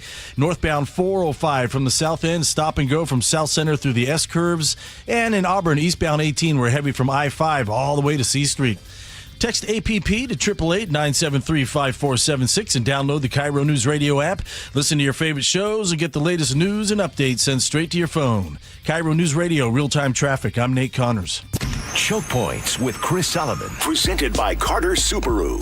It's an interesting menu for Tuesday's Choke Point. I've got a little chicken, got a little fish, and I got a few other tidbits to throw in there. Every so often, we break out the Choke Points grab bag, and that's what we got for you tomorrow morning on Seattle's Morning News. Get all of Sully's Choke Points at mynorthwest.com and the KIRO News Radio app.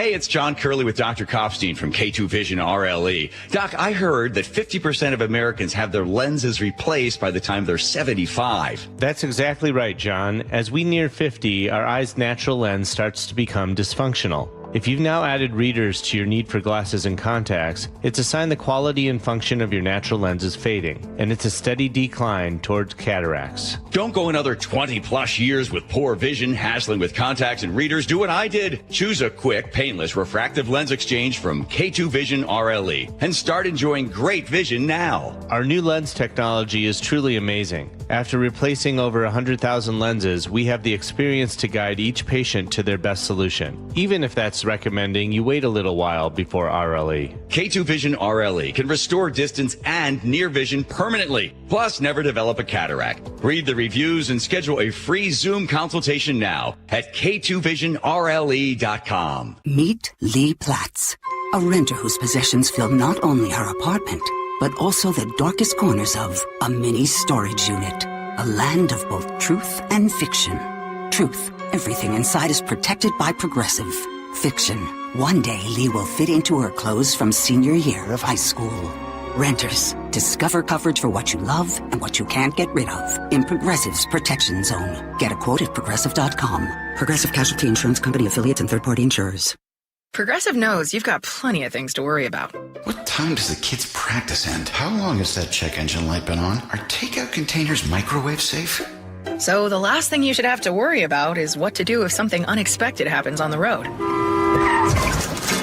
That's why if you're ever in a major accident, Progressive's accident response can detect it and send help. It's just one less thing to worry about. How long does chicken last in the fridge? Progressive Casualty Insurance Company and affiliates. Limited availability in California. Driver is responsible for emergency and towing charges not covered by the policy. Did you know that nearly half the homes in Western Washington are not properly insulated or not insulated at all? That may be the reason why your home is way too hot in the summer and way too cold in the winter. It may also be the reason that your energy bills are sky high. Right now, Insulation Northwest is offering a free inspection of your home's insulation. This is a $199 value and it's absolutely free, no obligation. Just call today and Insulation Northwest will arrange a time that works with your schedule. We'll perform a thorough exam of your home's insulation and give you the advice you need to start saving thousands. Everyone who calls today will also receive a free infrared screening of your home using the latest technology. This will help reveal any hidden flaws in your home's protective energy blanket. What do you have to lose? It only takes about an hour and it's absolutely free. Call Insulation Northwest today, the real insulation company. InsulationNorthwest.com. Lots of places can expose you to identity theft. Oh no. That's why LifeLock monitors hundreds of millions of data points a second for threats to your identity, which is way more than anyone can do on their own. If we find anything suspicious, like new loans or changes to your financial accounts, we alert you right away, all through text, phone, email, or the LifeLock app. Get the alerts that could make all the difference. Save up to 30% with promo code NEWS at LifeLock.com. Terms apply. Why'd I go to the doctor? Working on the farm, my heart kept skipping a beat. I didn't think much of it, but my daughters made me get checked out. Turns out I have atrial fibrillation, which increases the risk of stroke about 5 times. Symptoms like irregular heartbeat, heart racing, chest pain, shortness of breath, fatigue, or lightheadedness can come and go. But if it's AFib, the risk of stroke remains. If you have symptoms, contact a doctor. I'm so glad I did. Visit notimetowait.com. Sponsored by Bristol Myers Squibb and Pfizer. For over 50 years, Buc-ee's complete